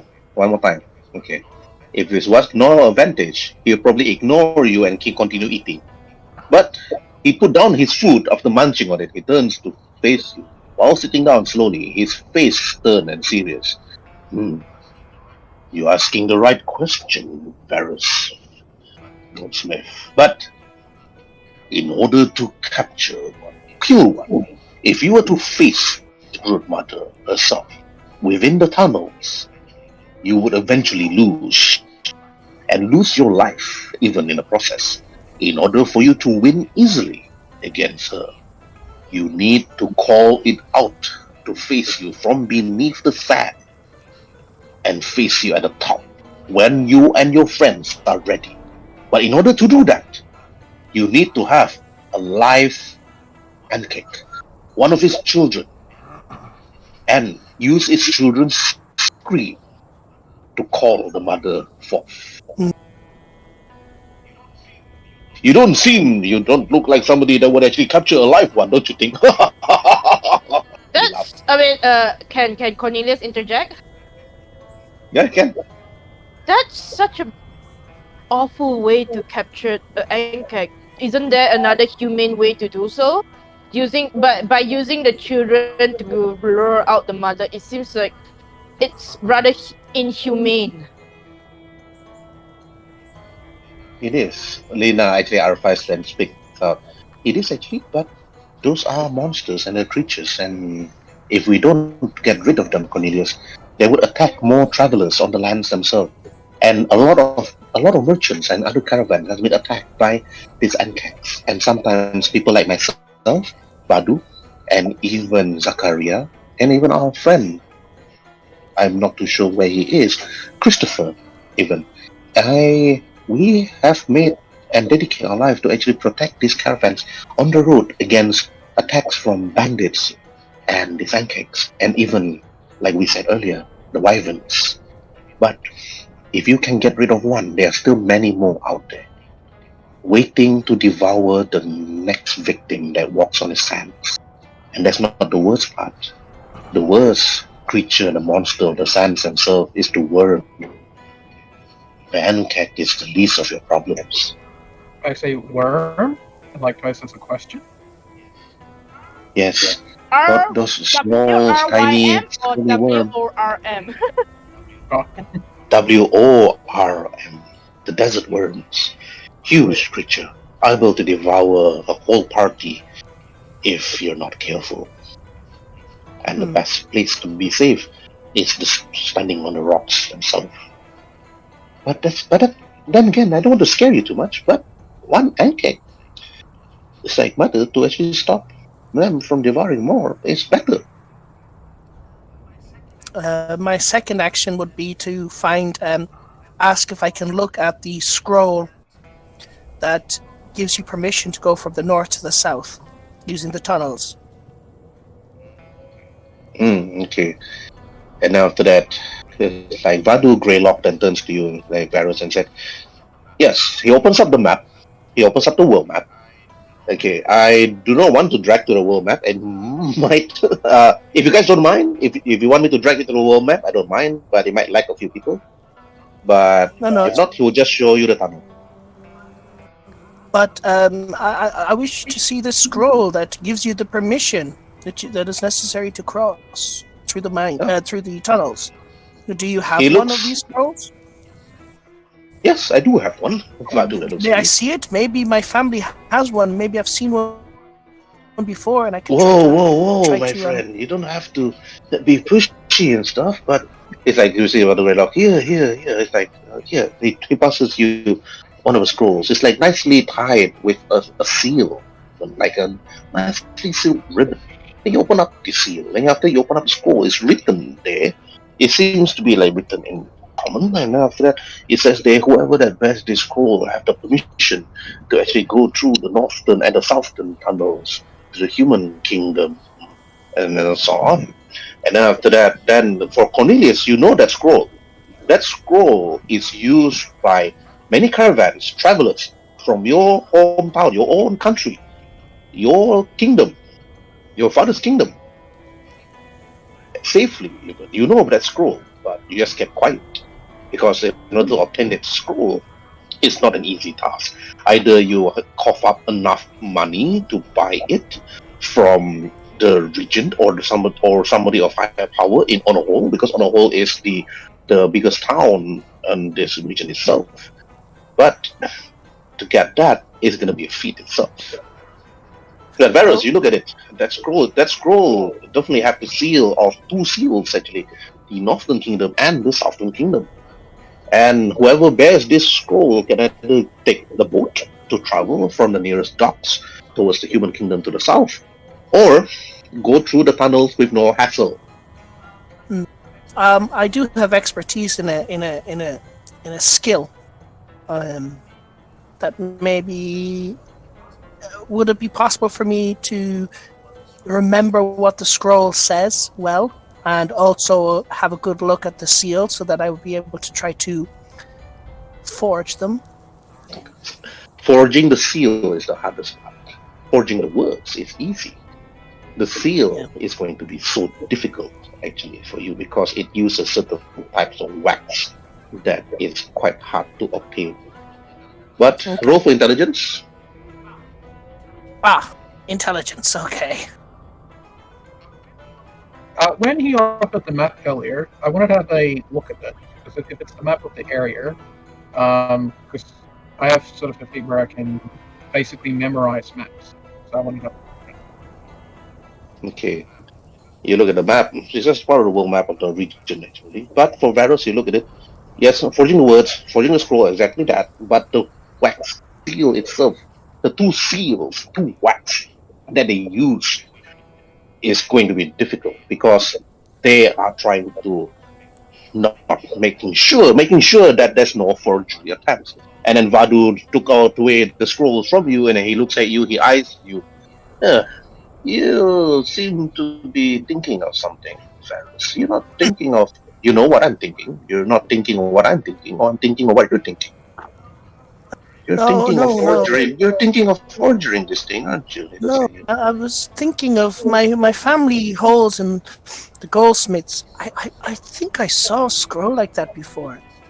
I'm just trying to remember. Well, this is really hard to obtain, of course. But Of course. there are two ways. There are two ways that you want to do this. Either that you do what you want to do, Vadu looks at you, or you do it the proper way. But in order to do that, you need to actually get some influence in Onahole. And gaining influence is not going to be an easy task. We have a number of influence with the people of Onahole and Restum and Cinnamhead, and even Momoroko. And that's how we actually do it. But if you want to actually head straight to the human cities to the south, you have to do a number of things. But he laughed. I'm talking so serious right now. I feel like I'm just gonna drink my sorrows away. But you notice the dwarf just sat there, just eating and drinking. Okay, your last action is done, and then while you all actually sat down, enjoying drinking, while actually Waruay actually looking at the map, where actually Lina actually pointing at certain areas and so on. We'll go to that scene later, Waruay. For Lina will tell you which area of interest, point of interest that you need to know. But meanwhile, Elgen, I'm awake. Right, Elgen. You are now at the Druid Century. Everybody was actually waiting with you. But you can see Corcel, the Halfling, Lini, Zarluk, Frostwolf, Norman of Rapscum, Aldera of the Circle, and Pandarus of Vow. Aldera of the Circle actually looks at you and said, "Head forth to me, Elgen, and report of your findings and what you actually found throughout your travels."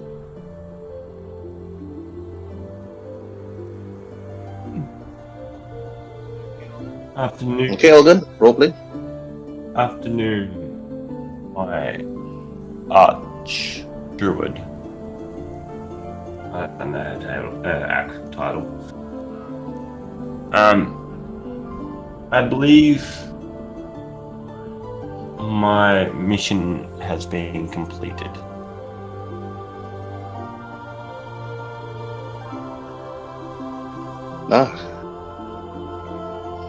Can you tell us what you have found throughout your journey, Elgen? From what we could gather, there was a dark crystal that was held beneath the temple to the north of us. And the lizard folk were influenced by it. And these fire beetles were controlled to the point where they went and retrieved these 4 crystals. I managed to group up with some different type of adventurers in the attempt to secure the crystals to bring them back to their villages. And I'll pull out the 4 different stones that I got from each of the leaders of the area. Mm-hmm. And so we've cleansed the temple of this control, and now we've returned all the crystals, and I've asked the leaders of these villages to provide a token. And these, of course, are the 4 stones of their area. My companions were directly in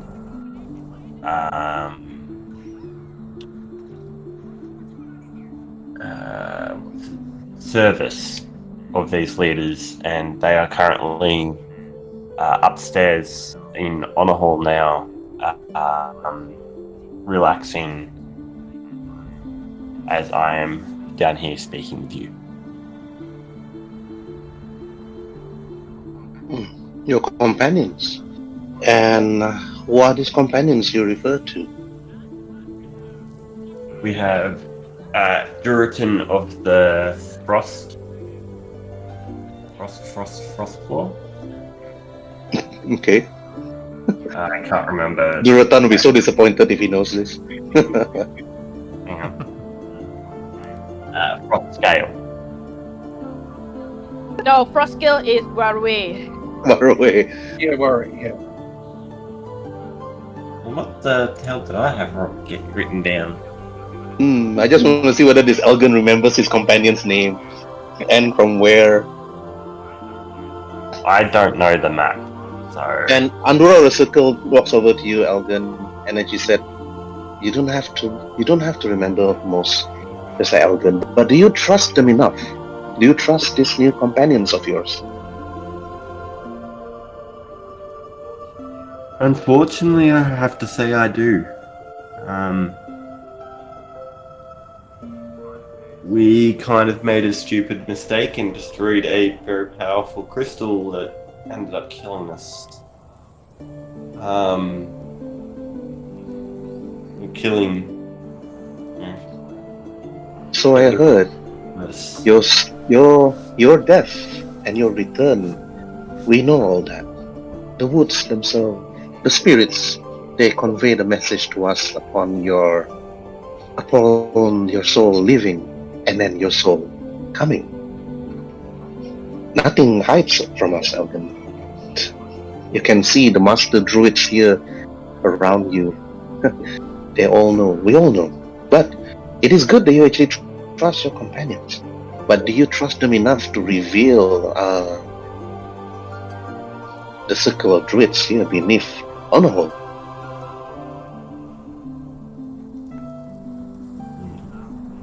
I can't say that for sure. Not yet. But she looks at you and said, "Does not matter." She took the 4 crystals from your hands, the 3 or 4 gems, and then said it floats in the air as she threw it up. Immediately, it floats nicely, and then after that, surrounding her, and you see the 4 small gems all went straight to this totem over here with the floating sword. Right inside there, you can see a number of gems itself. It's actually being absorbed by the monument behind her. And then she tells you, "Then, Elgen, I believe that you are perhaps ready to actually bond with the spirit of the wildfire. But are you ready for it? Because your soul will be consumed by the fire itself, where you'll be bonded to it. And once you are ready for that, you will summon the first Wildfire spirit. But in order to do that, you need to actually meditate on it. Head over here, Elgen.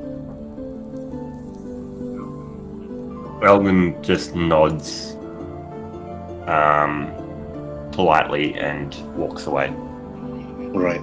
The moment you head there, you notice that the number of druids actually had formed one sort of circle towards you, and then you see that it's actually not really that complete. There's one that is missing, but you notice one particular person actually walks into the druid circle, and then she said, "Oh, I'm terribly sorry for being late." And then she speaks out. You notice that she's actually a tiefling. You don't really know who she is.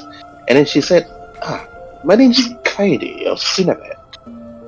And it seems that you're Elgen. I heard stories about you." Hopefully good ones. Hopefully good ones.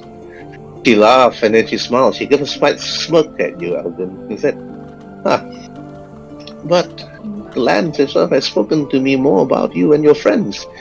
More that I would care about, actually." And then you notice that they start to chant, and then after that they speak in Sylvan language, and then they tell you. Then you see Audura of the circle that tells you, Elgen, that I want you to focus your energy, focus the line, the power of nature. Roll for nature, Elgen. Okay, roll for religion.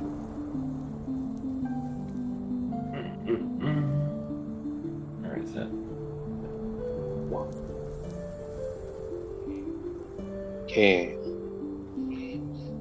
Flames appeared around you. You can feel the heat surrounding you. The flame move in circle, clockwise motion surrounding you. It's flames, and then you can feel the heat. You're sweating, but you see the rest of the druids just keep on chanting, speaking to their gods or goddesses in their own native languages. Elgen. Then he tells you, "Raise up your staff, young Elgen." Kaide actually looks at you, and speak the words that you can call forth, that you'll be bonded to it. Okay, roleplay this part. How good you roleplay, depending on either I give you disadvantage on nature and religion, or advantage in nature and religion. I kind of hold the staff two-handed and tap it onto the ground first before raising it up into the air. And I will turn around and pretty much just shout, "Guardian of my family, please come forth. I call you to aid me in my adventures as we grow strong together, as you have done with my ancestors." Okay. Roll for nature and religion with advantage.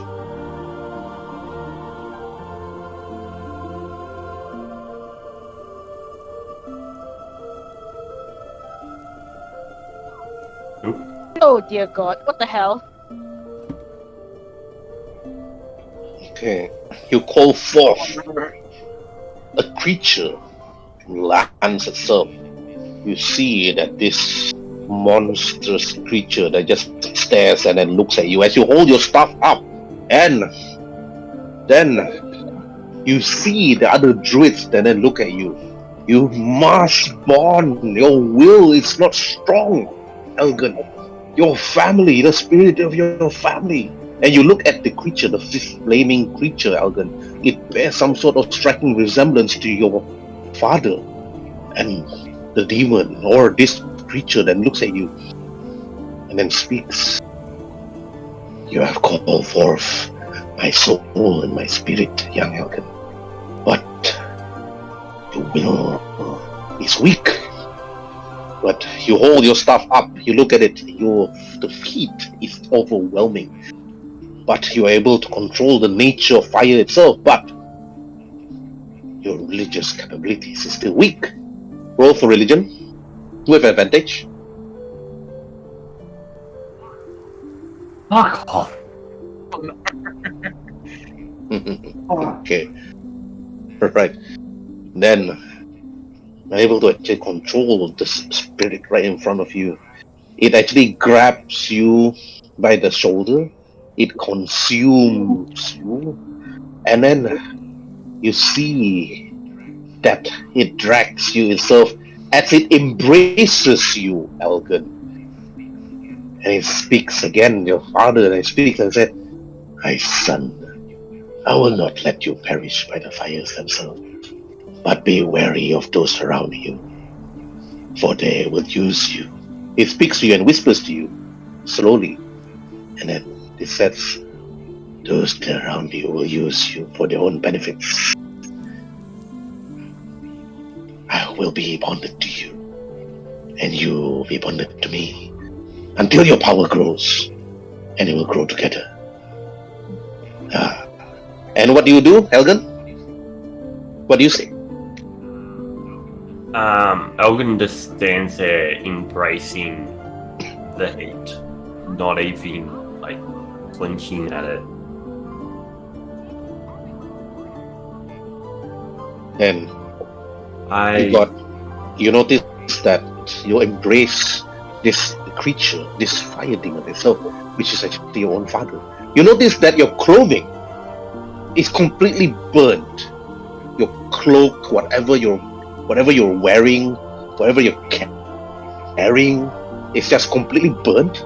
And the only thing that you're still wearing or still holding is your staff. You're completely naked, of course, but as you embrace the spirit itself, then it walks to you and then slowly dissipates and absorbed by your staff. As you see your staff started to glow, and you can see a glimmer of flame within the orb of your staff itself. And you see the druids are still chanting. And then you see Audura of the Circle, Zalok of Frostwolf, Kaideo Shinhead, Lini the Gnome Druid of Momoroko, Carcella of Everwind, Norman of Dexter, Pandorus of Vow, all like chant and then look at you as you stand there, naked, engulfed with flame, and then Audura Circle then tells you, the fire spirit now bonded to your staff, but now you need to focus and summon the wildfire spirit into the flaming circle. Elgen. Okay, roll for nature with advantage. Roll for religion again with advantage.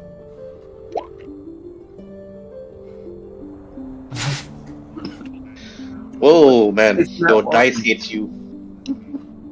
Okay, right. While you consume with the flames, you summon your cursed creature. You chant it. You roleplay this. What do you say? By the power of Grayskull, I have the power. Is it? Nope. Okay, roleplay. I hear you, Father. I need to grow stronger, and I know with you guiding me, I can do this.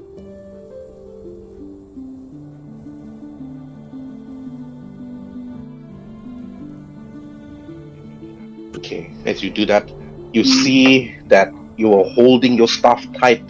The flames itself slowly grows smaller and smaller and smaller, and then after that it consumes you, then it explode.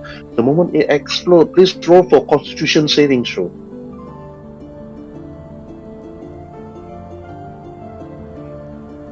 Okay. As the flame suddenly explode right in front of your face, you fell on the floor naked. But as you're about to fall unconscious, you see a small creature appear before you. And it walks slowly to you, and after that start licking your face. And then it whimpers slightly. And then you close your eyes and you smile, Elgen. And you fall unconscious until the next day. Okay. Meanwhile, Tyrson and Durota. Okay, Tyrson, you head to the blacksmith. The blacksmith apparently seems to be a very different type of blacksmith when you look at what he's actually holding. And he seems to be holding a pig and carrying a huge butcher's knife. You're thinking to yourself, Tyrson, is this a blacksmith? Or is that a butcher? Butchersmith.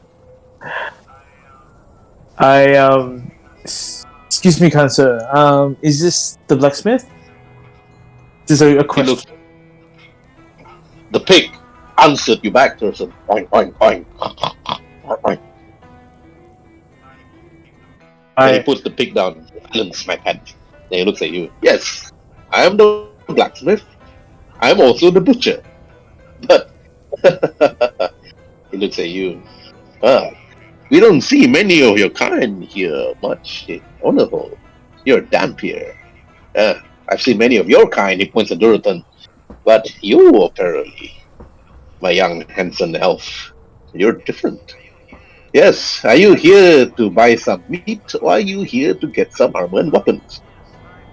Yes, I have some carapace from the desert animals. I show him the carapace.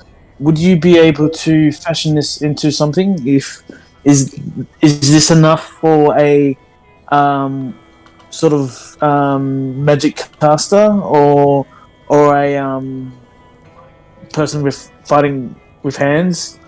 He looks at it. The carapace is just too little. It's too small for me to forge anything. But I would gladly buy it off you, though, because just this number of carapace is not heavy enough for me to actually forge anything of it. But if you really want me to forge something, you would need to give me something heavier, something bigger. The mother, this is just the children, this is just the babes. But if you want me to forge an armor out of this, you need to kill the mother, of course. But if it's going to be the only two of you, you may as well just offer yourself as food. Because I can't get any armor out of it, would you able to fashion it into a very sharp knife? The mandibles, everything. Yeah, I could actually happen it to be a really good dagger, using some of it, of course. But it's gonna cost you about 10 gold pieces. It's more like because I just need something to carve up the meat. Using my long sword, it's a pickle sometimes. But well, since you managed to actually bring me at least like 10 pounds worth of this, I would gladly give you 5 silver for it. Okay, yeah. That sounds good. Including the cool-looking knife. Dagger, per se. No, the dagger itself will come back once you actually have the money. I have a number of these carapace here. I can forge you one if you want to. But it's gonna take some time.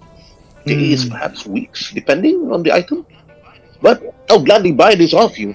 But if you want a dagger, or if you want a weapon forged from this, you need to bring me something more. Yeah, it's more like a ceremony knife to just when I do operations and stuff, I can, or just like skinning in an animal. Like it's not for like attacking per use. It's just I just want to have a fine looking knife, small knife. Well, that's the case. Sorry, young man, but any dagger would do actually for you to actually cut through meats and stuff. If you want a nicely fashioned dagger from these creatures, like I said, you need to actually bring me something. But I'll buy this off you. It's like Okay, that's fair enough. Yeah, it's like £5 worth for every creature that you kill. I would gladly give you 2 silver for it, and like for every £5. I was thinking a bit more because it took me a long time to skin it. I actually skin it really well, and I think it will be a very good quality for whatever you want to make it do. Roll for persuasion. Yeah. Can I get advantage because I rolled an actual 20? You're not helping, so no I'll advantage. help you. What do you want me to roll? Sorry. Let me roll persuasion. Let me roll. Okay. Yeah, sorry. Roll again. Yeah. Yep. Nope. Damn it. It looks like you. Every hunter out there, for every single hunter that brings me prize meat or carapace, this is the standard price that I would give them: 2 silver and 5 copper. Okay, that's fair enough. But since you actually brought me £5 worth, I'll gladly give you 5 silver for it. Thank you.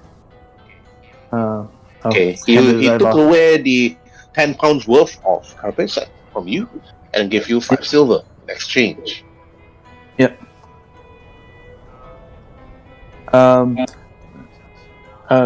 turn to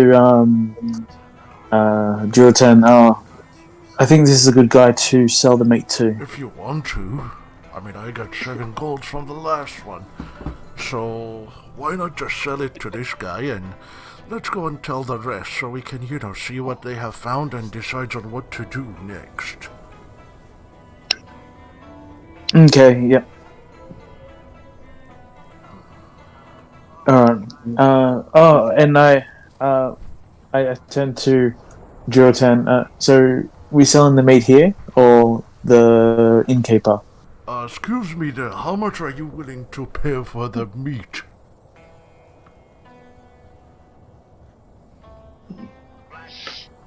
The blacksmith looks at you. Well, you do have roughly about £10 worth of meat. Well, for that, I would perhaps give you 5 gold pieces for this. Up to you. It's... The tavern keeper will probably pay you more for the meat. Since it's already nicely cut. And skillfully cut too. So you can actually just sell this off to the blacksmith. I mean, to the tavern. The tavern, yeah. Okay, I might do that, sell to the tavern. Thank you, sir. I bow and I have to go and find. Oh, so by the way,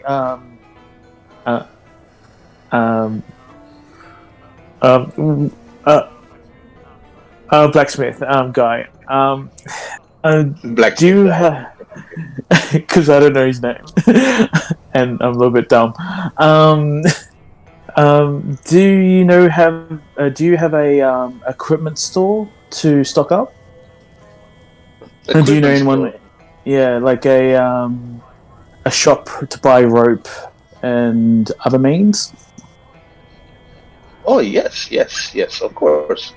But I'm not too sure whether the person is there. But you should actually head over to one of the buildings over there near the taverns itself. Actually, he just pointed to He pointed his finger in one direction. After he just said, "It's like here near the well."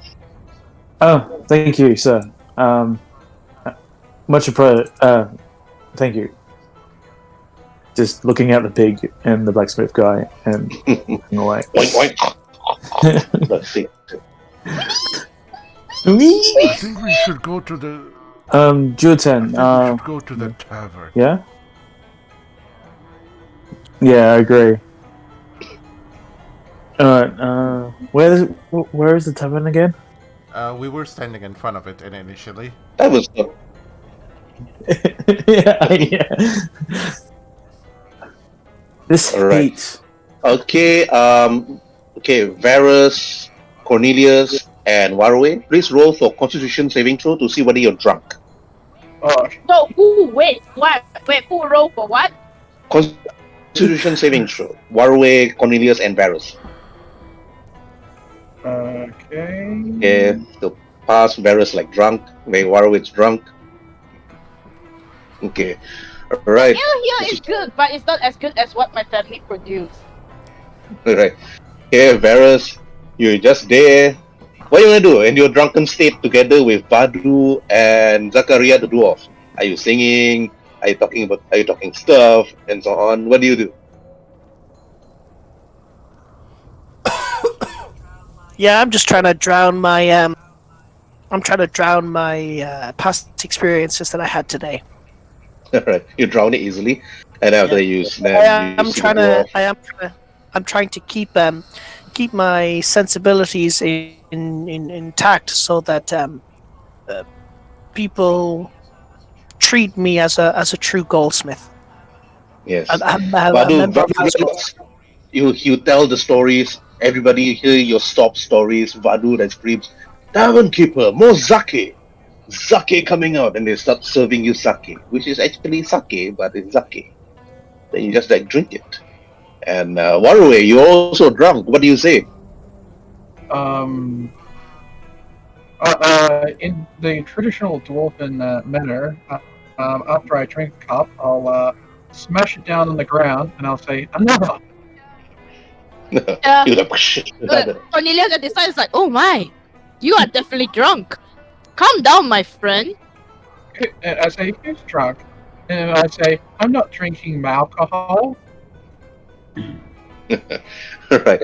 Okay, Tyrson and Duratan, when you went in, you're surprised to see Varus, Waruay, drunk, sitting with a dwarf, a female halfling, and a tiefling, apparently already making friends in Onahole. And they just arrived too. You just arrived in this town, and now they're just making friends immediately. You're just surprised. Okay, Tyrson, Duratan, what do you want to do? I turn to Juritan. We'll do business first, then join them. Agreed. Let's head over there and see if the cook is willing to pay high money for this thing. Yep. Tavern keeper arrived and said, more guests. How can I help you? We have some enclave meat for you. We heard that you pay good money for this. It is nicely cut. Enclave meat? Then after that, he looks at it. This is nicely cut, of course. 10 pounds too, so it's heavy. Well, how much are you selling this for?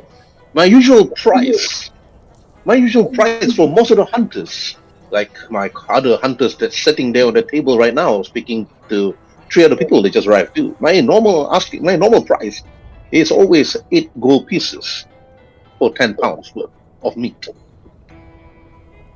That sounds about nice. What do you think?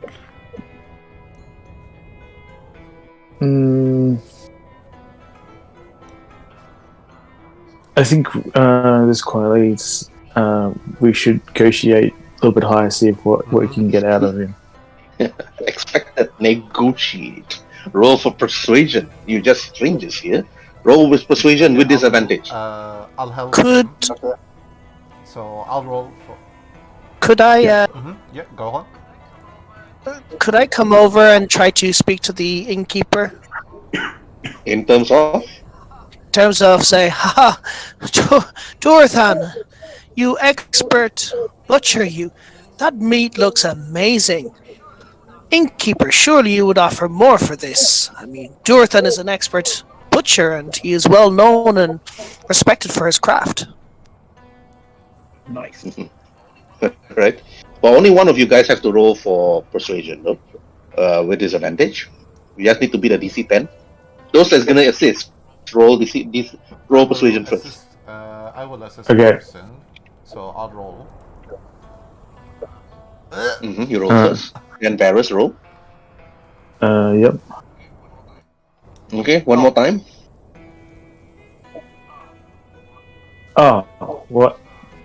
No, because disadvantage. I just need to see whether. Oh, Dorothan's roll of 5 is a fail. Varus, your turn. Oh, yeah. So the You just want to see disadvantage- Varus score. Okay, Yeah, that's nine's the lowest. Okay. Yeah. Alright. Okay, the tavern keeper then said, "No, Charlie, business is business. I'm trying to keep up. But luckily I do have a number of adventurers actually already keeping this establishment up. Upkeep is a bitch, I can tell you that one. But Check on gold the- pieces. And gold pieces is gonna be my final offer. Either that, you can just take it and you can cook it yourself. No, it's fine. It's fine. We'll sell it to you. Alright. You give tavern keeper £10 worth of antique meat, and then after that it's actually 8 gold pieces. You think to yourself, that means 4 gold pieces per antique captured. But paying for this establishment itself is also going to be expensive, just to stay for the night. But he put the meat somewhere, and then after that, then he head out. So, are you here for a room, or are you here just for food and drinks? For now, we'll just join the group. Till our friend, when I look around, comes and join us. Yeah. Alright. Alright. Then you actually join your companions at a table. Yes. Like Varus is like speaking You drunkly, trying to help. You just Then, see Dorothan you- walks to this table, carry this particular seat, just the seat, and puts it like on here so he can make room for himself and for anybody else that might come after him. So he's like, carry it with one hand and just put it here as he like sits down. Alright. Okay, they sat there. You see the halfling, the female halfling, actually looks at you, introduce herself. My name's Lena Arvice. And you are? She points to you, I'm Dorothan. Dorothan of the Frostwolf. Nice to meet you. And she points over to the tiefling, the drunken tiefling that's actually singing while looking at Varus, and then after that you said, "That's fucking Lena." You're my baby, you're my star. Okay, Cornelius, you're not drunk. No, Okay, I'm you're still role quite playing as sober. Badu. I'm role playing as Badu. Oh, yeah, you don't play as Badu, alright. Okay, and after that, the thief, then the halfling points at the dwarf. That one over there is Zachariah. Apparently still quite drunk. And we just finished eating and drinking. You're a bit late, but yeah, that's leftover food and drinks on the table, so you don't have to order anything, she said.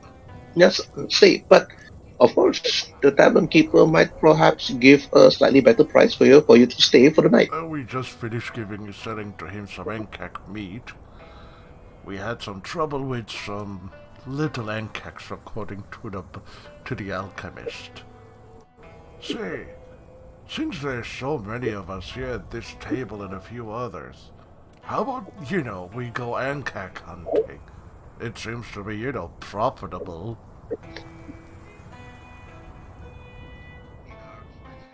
Lena flies and looks at you. That depends on which day you decide to go and when, because we're only going to be here temporarily, but we still have to head out somewhere to assist somebody else on some other matters.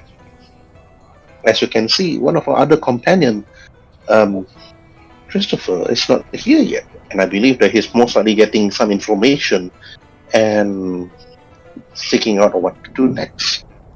But I think that what we're doing is way beyond your pay grade, I believe. True. Oh, where are you going? Cornelius like asked Elena. And then she said, well, like, while Waruay was actually busy looking at the world map, and after that she just said, yeah, let me actually point to what you guys have to do. But this was earlier on, where Waruay was actually looking at the points of his interest, where Lina R5 is, and then after that, Valkyria was actually pointing.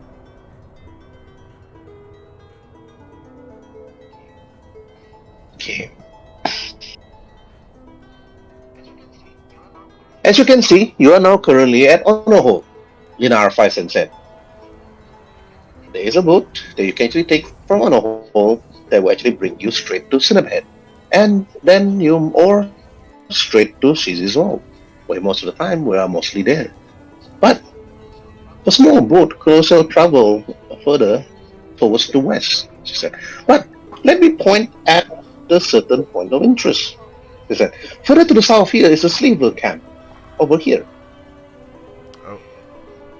Where, sadly, most of the slavers are mostly there to actually capture some wild games like creatures that roams the lands, and sometimes they sell slaves to the humans down south.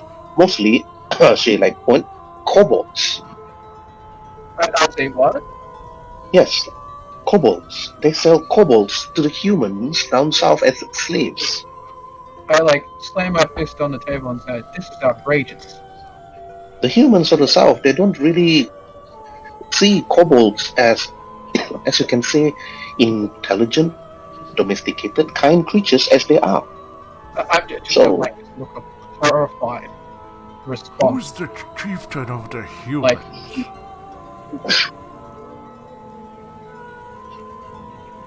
Chieftain of the humans.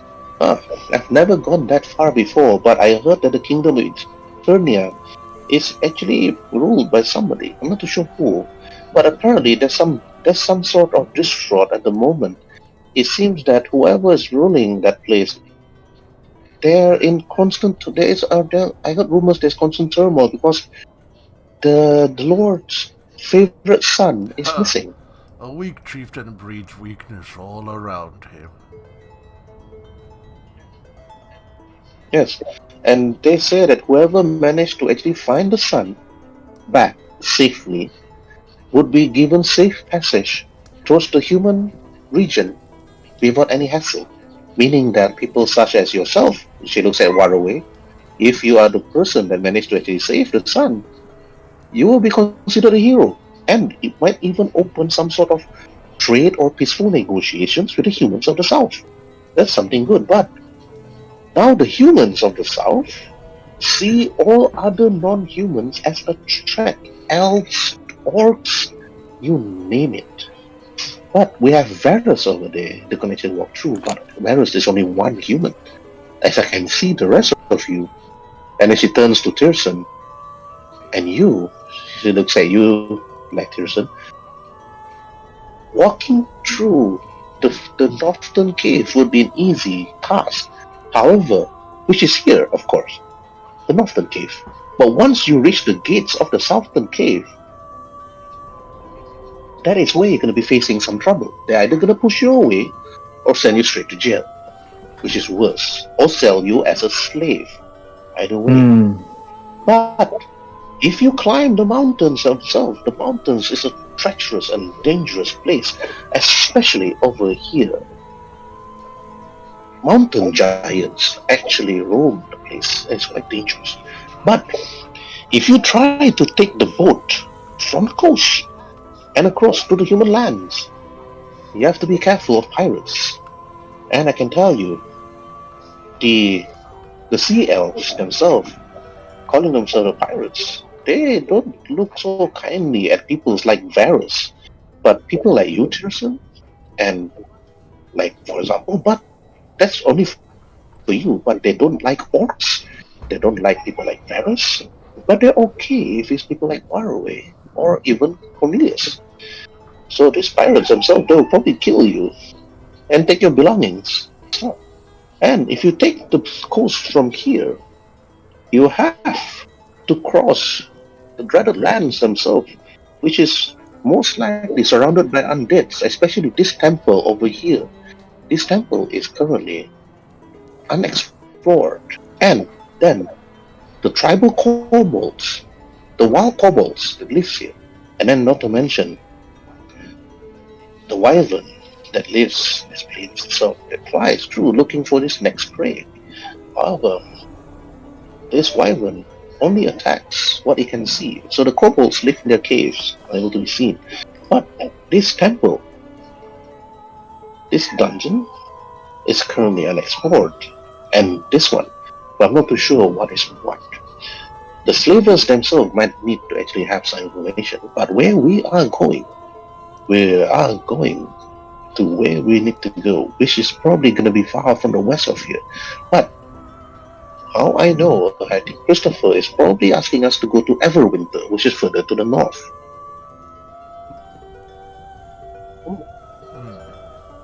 So that's where we're going. I'm not too sure where you will be going. So, other places have not been charted yet. There are more hidden temples and hidden dungeons, which I know, which is here, and even where Waruay stay, which is one of the caves and one of the temples, which is in one of these islands. And then one here too, which is currently unexplored at the moment due to its dangers. Nobody has been there. And not to mention where Cornelius stays. There's actually one of his places called Sanctum of Sinaris, which is here. And then after that, I believe the Minotaurs live not far from you. It's like Cornelius. It's like not far from where the Green Dragon actually stays. But the cave itself is currently unexplored. And not to mention here too. And the others, like here. And the temples and the swamps near Vow, where it is said that the three hags actually resides. But from what I know, the lands itself that you travel is currently uncharted. So the sands itself, there are many more other hidden places within the sands to the southeast and to the southwest. Other monsters actually roams the land. So what it actually depends on where you actually want to go. But this is what I know. This is what we know so far. And so far we've just been doing other normal mundane stuff, but we protect the caravans mostly. The slavers themselves, we don't really see the wild kobolds, no offense to you, Waruay, Olina, as I said, they don't really speak common. They attack any travelers that they deem easy prey. Just to actually get their belongings, just for food. But they mostly leave the merchants and the caravans unharmed mostly. But they mostly just take from them. That's about it. Only food, not treasure, nor gold. Only the food. Perhaps, since you That's are okay. So, here, maybe you and us, we can, team up and take on the slavers. Ending their threat means more safety and more travels. Safe from their wrath. I mean, you said it yourself. You're not doing anything important, just mundane things. I'll jump up on the table, pull out my sword, and say, "Yes, I see my brothers." well, no offense, Lina looks at you, Waruay. You are a smart kobold. You are not like them. They are, pardon my words, Domesticated. uneducated. If you could, I mean, I'm not too sure, Waruay, but you're kobold yourself. If you could actually talk to them, persuade them, maybe, join you, perhaps, that is going to be a very difficult task. Because the slavers are not going to be very happy if you are to take the kobolds away. It is, of course, their source of money, selling these kobolds as slaves. And I heard rumors that humans to the south eat kobolds. They do? It's like Cornelius is like eating part of the sausage and suddenly just fall out from his mouth. They do? Yes, Cornelius. Don't you heard that the people of the people of the lands themselves, the father that lost the son, their delicacies is kobold meat. Someone. I'm just like, Okay, a roll for wisdom saving throw, Cornelius. Wait, hold on. I'm rolling now. I'm so arrogant. The moment you heard that, Cornelius, that the people of the south eat kobold meat, you immediately puke. Oh no. Sorry, I don't think I can take this. Be right back. I'm gonna take the bathroom. I assume this is one of the bathrooms, is it, Herbert? Yes, that's the I was bathroom. like, sorry, I'm not taking this. It was like, it's like went into the bathroom. It's like start puking because it's like me eating Waruay. No, Waruay is a cute little bunny friend. No. Nobody can hear you do what you're saying while you're inside the bathroom. Okay, well, you are thinking to yourself, Cornelius, my God, you've been eating kobold all this time and you don't even know. So, let's take a. Okay, now moving from right to left, Waruay first, 2 actions. Okay, Waruay, you are drunk, so any persuasion you're trying to do will be at disadvantage. Wait, so did I comment that he just made about currently eating kobolds true? Are we currently eating kobold? No, not currently. Not currently, but Yeah, the the humans human. to the south, they eat kobolds. Not now. Oh, okay. Yeah. Rumors. Not now. You're not eating kobolds now. Only the people to the south. You're now eating ankeg meat, so that's okay. Okay. Probably want to ask and get as much information on the slavers as I can. It's like, tell me everything about them. And All right.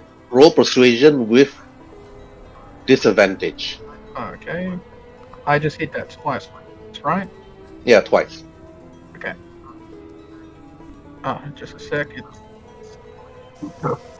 glitched out a bit. Here we go. Oh wait, no, that's perception. That's right? perception. Yeah. That's your critical 2. You're like when you're talking Waruay, you're angry, but when you talk, tell me more information about. You're drunk. You're completely drunk. You have to wait next day. You have to sleep this off for 8 hours. What was that, sorry? You're unable to obtain information because of your critical 1.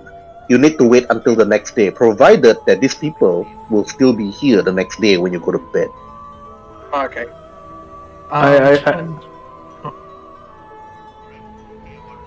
Alright. Okay, Waruay skip already. Elgen is not here. Elgen is already unconscious. He will only be awake the next day. Okay, Varus, your turn.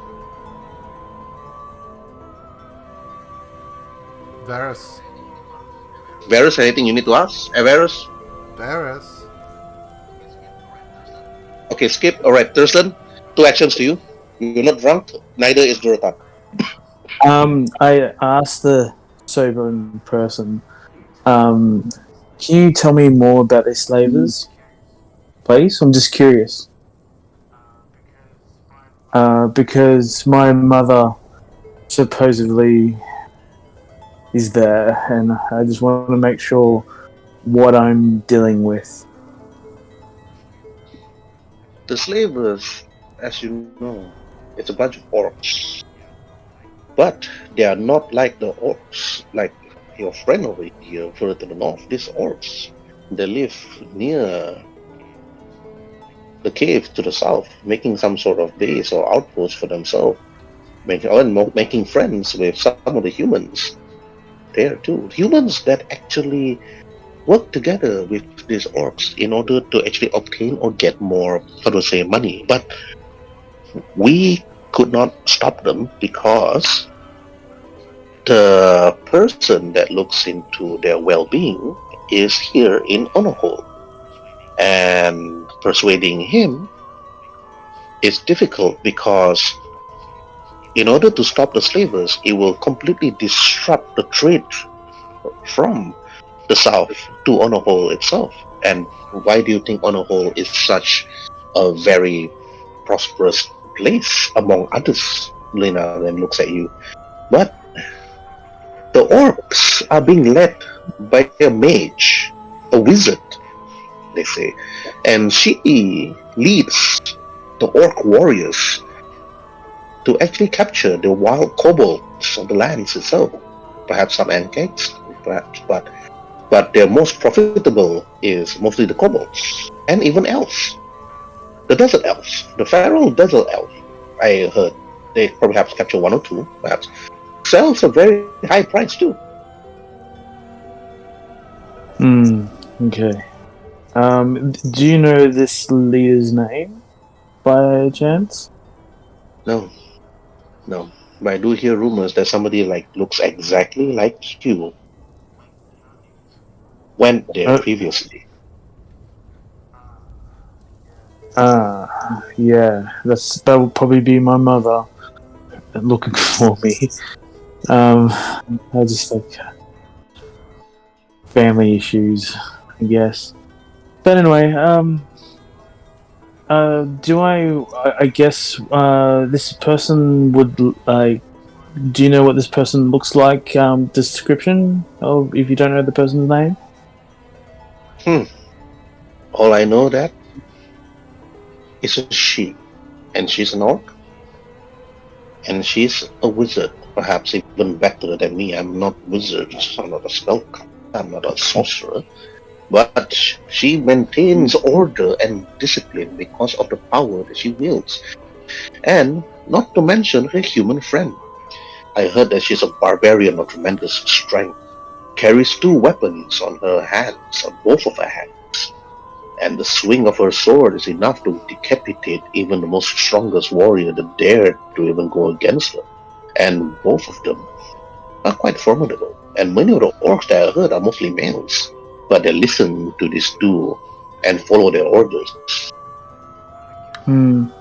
I guess she's educated and could be reason to help and probably get rid of this slaver infestation. So that's some good news. That's some good news, yes. Alright, but then, are there any more questions? Last action, you? I head over to, I give him a nod saying thank you, and head over to the rabbit, whatever the rabbit's name is. And I was like, I better see my friend, see if he's okay or she's okay. And yeah. Alright, it's like Cornelius is looks sick, puking there on the floor of the bathroom. Okay, Durotan, you. Just actions. to basically recap what you said, the slavers are the one keeping trade running between Onahole and the lands to the south, is it? Oh, okay. Say, how about, tomorrow, your group and ours go enclave hunting. Maybe if we get lucky, we can hunt down the brood mother. For, extra pay and such. I mean, you're not doing anything important at the moment, are you? It's really not us to actually say. Well, it's either up to our dwarven friend over there, or Christopher Belmont, which is not here at the moment. You need to speak to him yourself. Well, think on it, and if you change your mind, the more the merrier. And I can tell you, Christopher is a really difficult elf to talk to, and I can tell you he most likely disagree with you. Well, I had to try. And that's when he just stands up and oh no. He just finish eating and yeah, he'll just continue eating and just normal chit chat after that. Because it's basically late at night. Alright, anyway. okay. It's late already. It's like Elgen is unconscious somewhere else. Okay, Cornelius. Okay, Cornelius, you're puking. It's like Tyrson walked into the bathroom, and after that, just patting your back. It's like looking after you. Okay, what you gonna do? 2 actions. You just puke your food. You're unable to believe that your family rumors, actually, you're not too sure what is true, 8 kobolds. Meaning that if you travel to the south, Waruay might be on the chopping block. Like, I couldn't believe this. How could my family of all the persons, it's like, you don't believe those things, do you, Tyrson? Tyrson, Not you Tyrson. heard Cornelius. You heard Cornelius saying, "Family, family." How can the family do that while puking at the same time? Oh, just saying. That's life, and if it is true, it is true. It's part of their culture and stuff. But I'll make sure no one eats you. I don't know, but I haven't been much of an adventurer in my life. My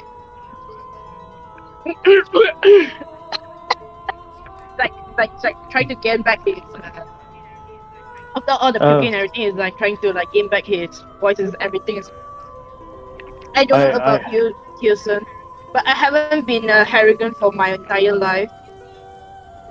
You see, I'm not what I look. I'm not what I look as. I used to be a human, but you probably wouldn't believe me anyway. Okay, roll for persuasion versus insight. Yeah, now who had too much to drink. Okay, right, listen. It's like, Yeah, I mean, I figured he doesn't believe me anyway, but I'm just telling him. That's why. yeah, your 9 need to beat his 17, so he doesn't believe you. Yeah, I mean, it's part of the roleplay. I know that he won't I know. believe me anyway, but I'm just telling Better him. this way. Alright, Tyrson, you don't believe it that this Rabbitfolk. Okay, maybe he is way too drunk. Too drunk saying that he's human. Oh, how about this? Oh, I'll show you something. I'll reach in my little bag, get a little a sack out, and pull out a soy bug, a deep fried soy bug. And it's like, well, imagine this. This provides food to everyone. It's a bug. Bug eats plants. And what we do with this bug, we eat it. And I'll put the bug in my mouth and eat it. It's like he sees again. Cornelius sees again. It's like continue puking again. Start puking again. It's like I appreciate the effort, Tyson, but I don't think my mind could comprehend such things right now. I'm gonna continue to do it, but thanks again for your effort. It's very nice. It's very nice. I appreciate it. It's alright. It's alright. Can I see if she's like sick, like poison sick? Like probably a medicine check. Medicine. I think you're paladin. I think you should be able to use lay on hands or something like that. I'm not sure. No, I'm not sure how this is not sick. She's just like feel uneasy, feel maybe a bit nauseated and stuff, but not sick. Okay. Not poison. Yeah. Well, I just pat on her back and say, "Well, I'll be waiting outside. Please don't vomit on me," and walk out. Right, you walk out. Okay, Cornelius, you just stood there. Do you go out also? Okay, Tyrson, when you actually went out, okay, you actually noticed that Rinze is actually talking to the tavern keeper. You notice he took out his coins and after pass it to him, and after he just turns to look at the others, and then he just walks upstairs. Yeah, rude person. That's what I'm thinking in my mind. He didn't even say hi to Durotan and the others. He just looks like he turns to look at Durotan and others like bunch of drunkards. They just woke up. I'm pretty much gonna head towards the group. Alright, you head over towards the group. Easily done. Okay, and then just to fast forward things, then the rest of you paid 1 gold piece for the room for the night. I'm gonna probably convince the innkeeper. Can I just lay? Not really lay, just commune my trance. Are you doing it here or are you doing it in the room? Just see if I can do it in the tavern because it's quiet. There's barely no one in here, so No, it's only the 4 tavern, hours. it's quite loud though. Here, you have to roll for concentration for this one because okay. like of all the people they're talking and right now. That's the case. I'll buy a room then. Right. Then you have to reduce 1 gold piece. That's what Rinze is doing because it's late night already. Yep. Those that don't want to pay 1 gold piece, you can actually just sit here, but you have to roll Constitution saving throw. Otherwise, you'll be exhausted Already the next day. deducted, 1 gold piece. Okay. Then go to the room. Any room you can choose. I'll be choosing. He'll just gonna choose this one, first one. Okay. That's reduce a gold piece. Alright, okay. Alright, then Cornelius, you? I just walk out and I just like, it's like, like after puking everything, it's like the stomach and everything, it's like sit back in the table. It's like, I'm not feeling very good. But Okay. I do not think I have the money to stay at the room. Oh yeah. Waruay and you can share 1 room because both of you are small enough to share 1 bed. Oh, okay. I mean, if Waruay want to, but then it's like when I see Waruay, it's like, no, he's not food. Waruay is not food. Waruay is not food. Not feeling. Well, Cornelius isn't feeling well, so yeah, I will attempt to help Cornelius up into one of the rooms, and I'll ask the innkeeper if I can just pay for the both of them. I hear this and just like, oh yeah, the money. I gotta give you the money. My bad. So I give was it the kobold guy 2 gold pieces, and the rabbit Cornelius 1 gold piece, and I give Cornelius 1 silver piece and 1 silver piece to the kobold guy. Wait, guy. sir, could you write down because I couldn't hear you? Yeah. Okay. So. Yeah, write it down in the chat so it's easy. Okay. Yeah. How much you have given for it? Yeah. Alright.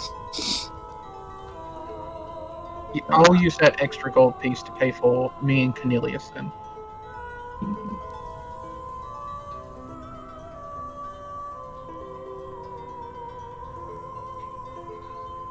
Okay, Cornelius and Waruay, drag yourself to the rooms, please. Sorry. Which room? Any room also can, is it? Any room. Okay, I'll sit here. I'll be on top of the bed. I'll take the side of the bed since I'm like I assume the bed is like big enough so we can sleep one side. The head and the tail. So I'm just taking the back so Waruay can take the front. But either way, I sort of like curl up into a little ball. I sort of run around the bed a little bit in a circle and sort of lay down. Okay. Then it was already late, and you all actually went up and then to rest your weary bodies after that long drank. It's like, and then after that, all that food, all the stories you heard, and then you just rest until the next day. Okay, those that are injured, I believe you no point rolling for your hit dice, but a long rest or 8 hours is you roll for your hit dice to heal back your HP plus your con. So, for example, if you're a fighter level 2, so you roll 2d10s plus your con at the end of it. So if you're a sorcerer, maybe it's 2d8 plus your con. You don't get full HP upon long rest. So you might roll a 1 and a 1 plus 2. Doesn't really matter, or 1 and 1. Since I'm a barbarian, that's you want me to roll 2d12 or 1d12? Yep. Oh, okay. Because you're level 2.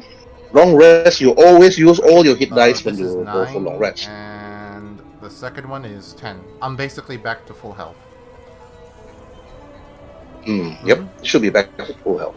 Once you go to level 10 and level 5 onwards, then your HP will be determined. This is using 3.5 rules. Okay? So 3.5 rules is hit dice. Rolling per level. But it's actually much worse than that. Okay? Alright, Varus, roll. If you can't hear me or can't say anything, I'm going to roll for your character to heal back your HP.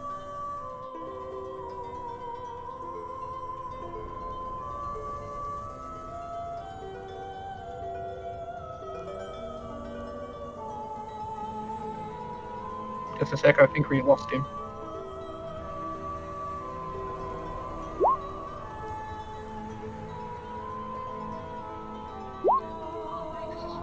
See? Oh my This is god, what the hell? this is what I rolled for Varus. He healed back only 2 HP. Or 4 HP actually. The roll is very, very bad. 4 HP plus 1, so that's total of 5. Alright, okay. Okay, you roll.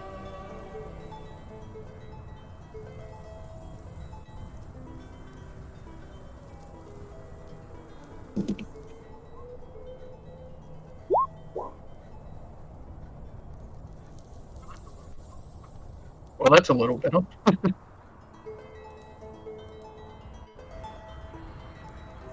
What do you roll anyway? What's the total? 6? Yeah. 2 plus 4. Yeah, 6. Okay. 6 plus con 1, 7. So heal back 7 HP. For others, I think Rinze was not really that injured. So I'm just gonna roll for him also. Might roll a 1 and a 1. Okay. Rolling. Can anyone He's fully hear me? healed. Yep, can hear you now. Okay, I've been talking for ages and no one could hear me. I rolled already. Okay, what do you roll total? I rolled 6. 6 plus 1. Okay, your con modifier plus 1 is 7, so you heal back 7 HP. I rolled 1d8, 1d6, and then it's my con. So I rolled 6 in total. So I'm at 10 hit points. Okay, alright, there should be no problem. Are you fully healed or? No, 10 out of 13. Okay, alright, no matter. Okay, alright, during that long rest the next day, Elgen. Hang on.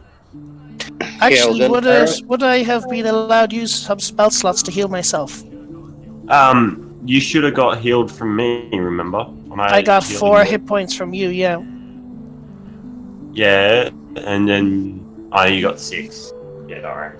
All good. So could I have used? I still had 2 spell slots left. Could I use? If you got 2 spell slots left, you might as well use your spell slot. Yeah. Then you go to sleep.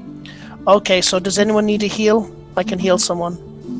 Nobody's that injured. Okay. I think Durotan and Rinze is cool. They don't mind. Like they just went to sleep.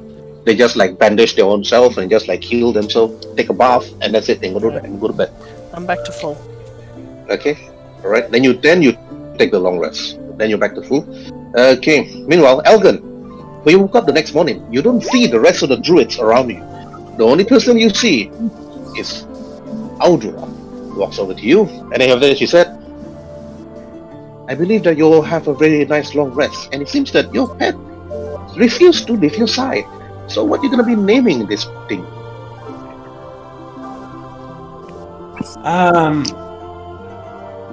If memory serves me well, from the stories I've been told, I believe her name is Finn.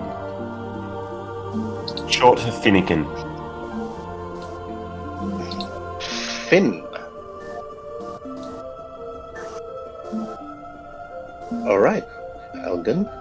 And after that you notice that your Firefox, because like, you're unable to see the tongue, like looking at you, but now you have full control of this creature.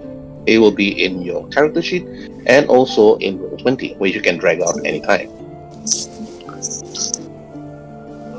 Then Audura walks over to your pet fox and then pets it on the head. Hello, Finn, she said. And then Audura looks to you, Elgen, and she said, it's already been quite some time. Am I still naked? Yeah, you actually clothed, but not cloaked. You're still naked, but you're clothed. So meaning that Audura, the circle gave you your belonging back again. That actually fits your character. It's like fits your druid. And then after that, then she said,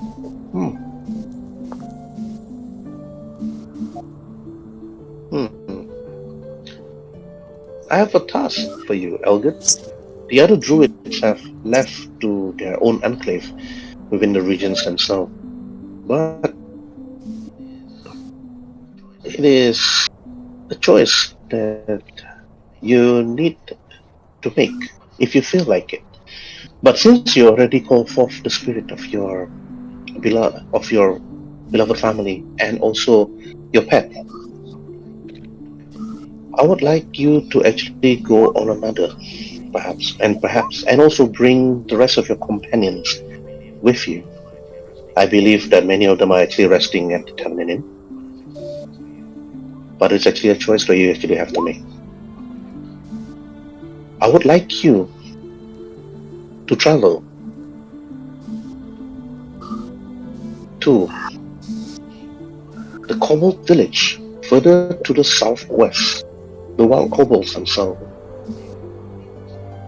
They will be hostile to you, of course, but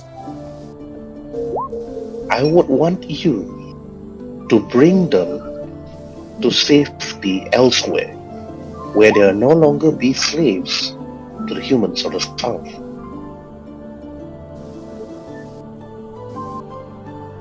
As you wish. I believe my companions will be... what's the word? Quite eager to do as much. Remember, Elgen, the kobolds themselves are, how do I say it, trade items. If you were to prevent, or if you were successful in making sure that the kobolds actually go safely somewhere else where you actually deem them safe elsewhere, you have to make sure that these kobolds go to a place where the slavers is unable to follow. But once you actually bring these kobolds with you, and a huge number of them, I can tell you one thing, that the slavers will not leave you alone. The slavers will hate the things that you will do. You will not be safe in the lands. That will be my burden. I'm willing to take. But this is a task that every druid have to go through. But it's your choice, Elgen. It's not a must. It's a choice. Well, the orc that's in my party will... I gather that he will openly accept them into his camp. He's already talked about uniting with a goblin clan to bring them into a safer area, free from whatever oppresses them, and pretty much just brings them all together in the safety of numbers. And with a kobold in the party as well, that might make it a bit more easier. Yes, I know about the kobold. Waruay Frostkill. We have been looking into his actions for quite some time now, and he seems to be a very trustworthy kobold. But if he is unable to actually convey his message to the rest of the wild kobolds further to the southwest, then your task will be more difficult, Elgen. But discuss this with your new companions, and should you and others face any difficulties through the lands, and if you were to fall, then remember that your body and your soul will be part of the desert itself. And that shall be my fate. And I will try and avoid as much. I will be here, Elgen, to look into the matters of the lands. If anything, you can always send me a message. I will find a way. Then go forth, young Elgen. Make your family proud. And then you will head down the staircase together with Finn, your new companion in your journey. Introducing this pet of yours is probably going to be quite a task by while talking to your companions. But you head out and head straight to where you know where they'll be, at the tavern. Before I get there, am I able to do some shopping? Yeah, you can. Just so I don't rock up in cloth. Right. You head over to the general store, which is here, handled by, of course, obviously, another kobold.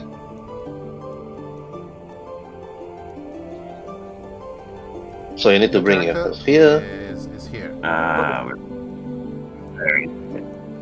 had to zoom out to get it. I had Kobold. I was like, what? Morning, Keeper. I've seemed to run into a bit of, let's just say, fire.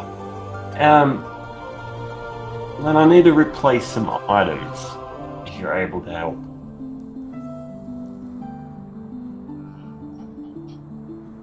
Kobold, even though he's slightly darker purple skin. You're not too sure whether this kobold is a kobold or a dragonborn or a really short dragonborn.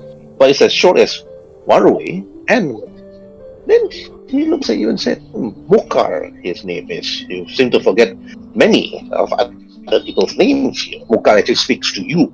It's Mukar, Elgen, Mukar. Never forget that. I might as well give you this small little notebook, Elgen, for you to write on. He passed you a small notebook. It's not that I don't know the names, it's more the point that I don't know how to spell them. Take this. You may need it. You might need to actually write what you're going through. But I have everything that you need, as usual. Weapons upstairs, normal stuff down here. Pretty much I'm going to be replacing my explorer's pack. I'll need to pick up some more leather armor, adventuring clothing, as well as my cape. The cape would obviously not be burnt around the bottom, but I'll get to that point. I'll need a scimitar, short bow, 20 arrows as well, and a hand drum.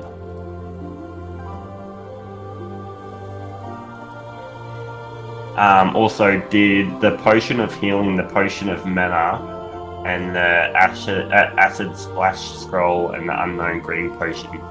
Because they're magical, do they survive the fire? They survive the fire. Alright, cool. The fire did not destroy most of your things, of course. Only your cloth, only your clothing, but not your weapons, not your potions, only your clothing. Because you need to be purified, you need to be purged. So only your underwear, your cloak, that was the only thing that was destroyed. Everything else just fell off the floor. Three balls. What about body hair? Did he lose any of that? Oh my god! Oh my god! Why would you ask that? I mean his eyebrows. He still has these eyebrows. Yes. He still has them. They put everything on the table. Yeah, here's what you need.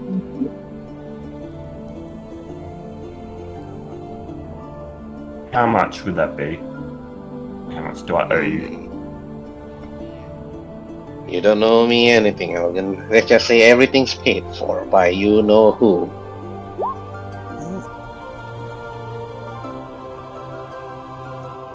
Why does she make me do this? Like, she knows that I can pay my own way. Just like you and many other of our young apprentices, you're not the only one, Elgen. I am doing this a favor for her. So, take it. Everything's here. But, of course, if you really want to help me, how about you bring your companions here and ask them to spend some money, at least at my shop? Oh, I will. You've been too good for me, so why not? Ah, yes. And I'll also buy a herbalism kit if you have one. Herbalism kit? Easily. Oh. Ah, here.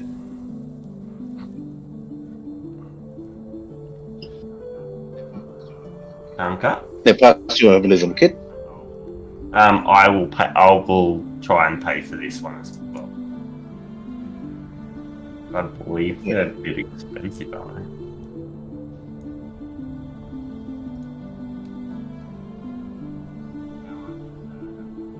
How much is the herbalism kit?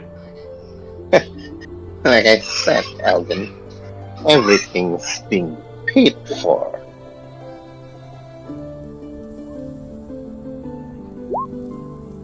Thank you. And I will go inform my friends that we have a various array of stock and always ready to make a quick sale. I'm surprised you didn't say something like, in that case, I'll take the plate mail, I'll take the magic sword, I'll take the ring of spell storing, I'll take the bag of holding as well to carry it all. Shouldn't you just take to the shop? No. Take 2 of everything. It's part of my personal traits that I have a strong code of honor.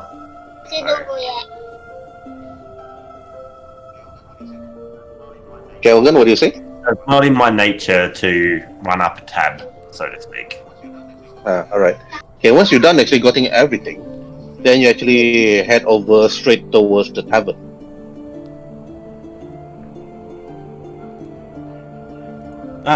Morning, Lindsay. You're up early. Rinzai looks at you. Morning, Elgen. You look like something... You smell fresh. Like... Just... how do I put it? Like, you look like you just taken a bath. Yeah, I had a nice restful evening with an old friend. Oh. Old flame, you mean? Good. Can I roll an insight check to see if that was meant to be an insult or just sarcasm? Okay, roll insight. It's an insult. You know, Rinzai. I produce flame in my hand. I'm saying, you do not respect her like that. Oh, sorry. Take it as a moment joke. And then as he does that, I will tap the base of my staff on the ground, and I'll bring Finn into the room, which I don't know how to do. Just clicking. Oh, yep, there. And make her stand behind Red and say, and kind of do a little gentle growl. Rinzai looks at a fox. Oh, so cute. So flamey. And then I'll pretty much just go, that's alright, girl, calm down. Come back to me. I'll give her a pat, just put my hand straight into the flame, like I'm patting her, her flame's just fur to me. Alright. Easily done. And Okay. then I will order enough breakfast mead and enough food for the troop for when they come down. Right. Okay, you order the food. Then after that, the tavern keeper do everything. And then after that, he looks at you and said, there'll be 1 gold piece. There's no problems. And I'll hand it over. Right. Get over. And after he just serve some of the food and drink, and then after that, then on the table.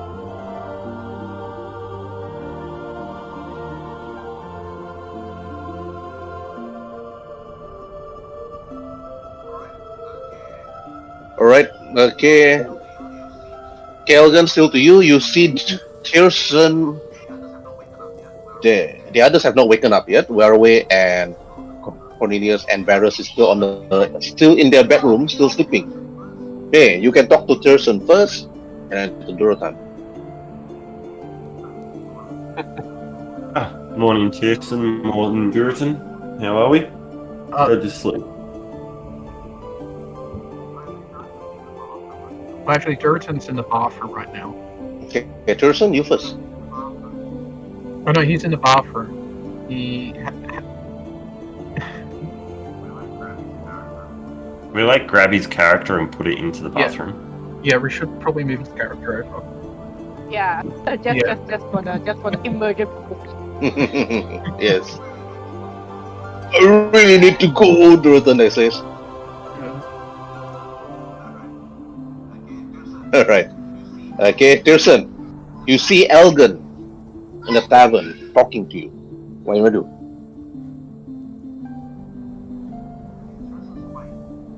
Okay, Tyrson's quiet. Okay, alright, Cornelius and Waruay, I think you two better go down to the tavern. Yeah, I'm back. Because- Calm down. Yeah, I'm back. I'm just waiting for my turn only actually, so it's like yeah. Okay, Cornelius, I think then I'm going left to right. Okay, Cornelius, what are you gonna do? I got up from bed. I was like, morning, Waruay. Are you feeling better? After the whole incident yesterday, you seem rather drunk. Actually, I don't feel rather good as well. Let's get ourselves some breakfast. I'm hungry though. I wonder what is the cook's cooking today. Hi, are you feeling better now? Yeah, much Food better looks after like a it good didn't agree sleep. with you. But I think I'll grab something light for my breakfast. Come on, let's go. I think the others is waiting for us. Oh, okay. Just Yeah, hop, hop, hop, hop, hop, hop, hop, hop, hop, hop, hop, and just go down. And also Oh. scurry down. Elgin, sorry, I was just looking at your walking fire of an animal. Is it harmful? Touch it and find out. Can we cook something on it? I immediately go over and Right. Wait, who's patting it? Waruay. We'll sort of scamper over and just Whoa. go and run over and attempt to start petting it. This is where DM comes into it. Does it burn them? I was waiting for that. It doesn't Yeah, really. because at the moment it doesn't know that they're allies. Okay. Your fox doesn't really burn them if it's a Immense any heat. fox. Okay. So it's just magical fire, but it doesn't really burn. Well, but anyway, Elgin, here's your cut of what we got from the things we killed. Druid has the other half, so, and I look to Rinze. He probably will have your half of everything. It's Yes. 1 gold and 1 silver.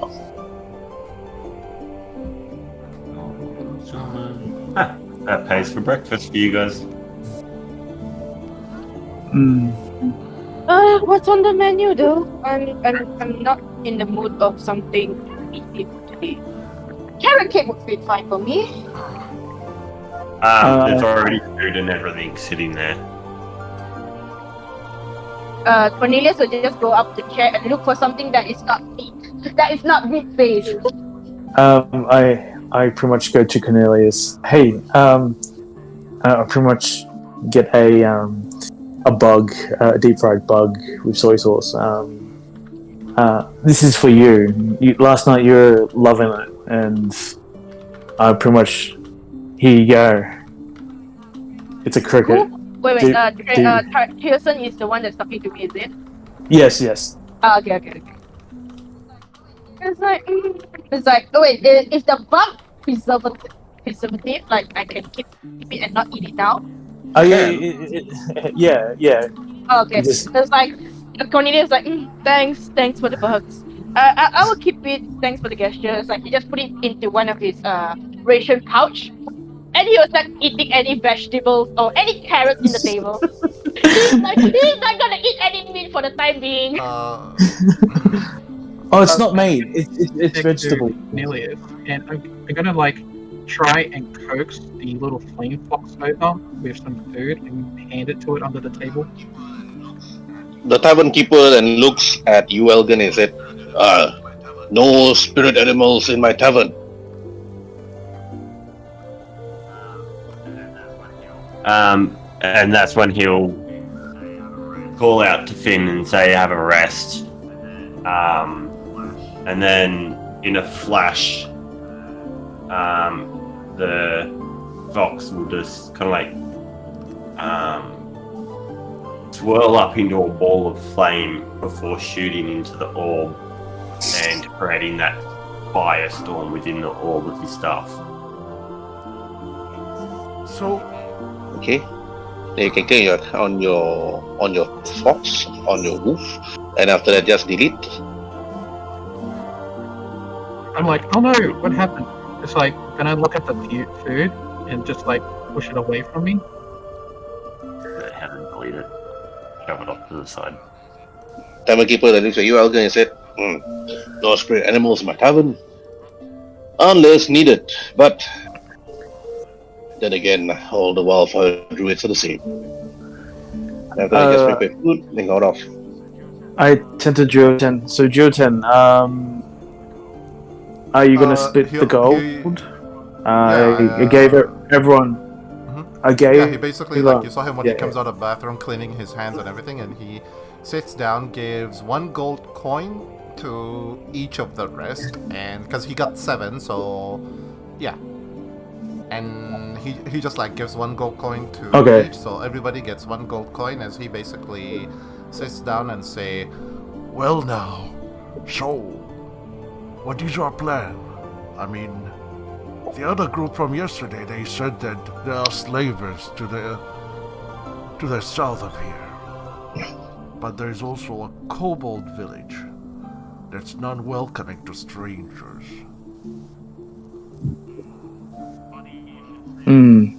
Funny you should say that. Oh, nope, you're alright, you go.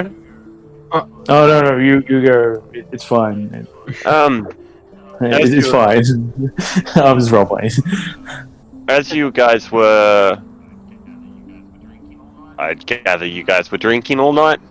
I was seeing my old friend, my trainer, my mentor, and she's asked if we can guide those kobolds that you were talking about to a safer location away from the slave trade. Frostwolf is on the other side, so we could take them there. We could need the numbers. I mean, my village would be willing to take on more. And you guys could, I don't know, open up a mine for him. It'll give him some sort of purpose as well, being closer to the mountains. Well, that's what I was thinking, down but south, they've been apparently that's your call. doing slave trade-ins of everybody who's non-human. That includes everybody here but Varys. Plus, they consider eating kobold as... Wait, I'm sorry for the interruption. But does that mean by becoming slave they'll be turning Yeah, good? I was gonna get to that. They've been also eating some kobold as a delicacy. And he's like, tree! Alright, I'm in. I'm not down for another kobold meal. Let's go immediately. I'm not Eat the one bug, up eat for the another- bug, eat the I think bug, it's... eat the bug. Okay, while I'm talking, I'm just gonna eat the bug. While I'm talking, I'm just gonna I eat the think bug. it's... I think we should help them. Okay, and we'll use my one technique to try and calm her nerves and hit her pressure spot to calm I think we down. should... We Yeah, also, Cornelius is not gonna up for another kobold meal. Okay, he's like, if anything that's come to kobold, it's like, yep, we are just gonna have to kill the whoever is the one I that's think we capturing have- the kobolds. yeah, we go ahead. also have the situation of the Lord's son, who has gone missing, and we also have potentially something that will be very useful for our druid friend over here: a plate of ankeg. A set of ankeg plates would allow him to wear The armor. pigskin who very lost easily. his own son is nothing but a weakness. Besides, as long as they fight among themselves, the Pinkskins will be very busy, giving us the run of the land before they decide to unify. Wait, sorry. Do you mind repeat the it's like fighting the cricket. It's like, do you mind elaborate the quest that you meant of? What is this lord that you speak of that lost the sun? Well, if we wish to pass through the tunnels from north to south or south to north, we need a particular set of documents which are extremely hard to come by. But if we rescue the Lord's son, that will allow us to easily pass through the tunnels and avoid going over a long, laborious journey through the mountains. We need the documents Yes, to be able we to need the get to the documents slaves. in order to get to the slaves, and also in order to take the kobolds to your village, Dorothan. Those documents are quite important. We could take the slaves through the short route across from the shore. We don't need any documents to go to the kobold village, which is not that far from here. Just the journey is a little bit perilous, being on the desert and all. If we go by sea, we probably need to rescue or find out where is my sister. She's a good captain, and I think she will give us a lend of a boat if she's not too attached to him. Which one do we tackle? I mean, should we go to the kobold village or look for the missing sister or procure some papers, whatever that is? So nearby, supposedly there is a slaver camp in the desert, somewhere in the south. I actually would like to just pop in, just say hello, and get more information, and see if my mother is okay. Just Where? pop in like that into a slaver camp? That's like you're Yeah, walking that's to fine. a hungry dragon and telling him, "Here I am, I'm your food, don't eat me."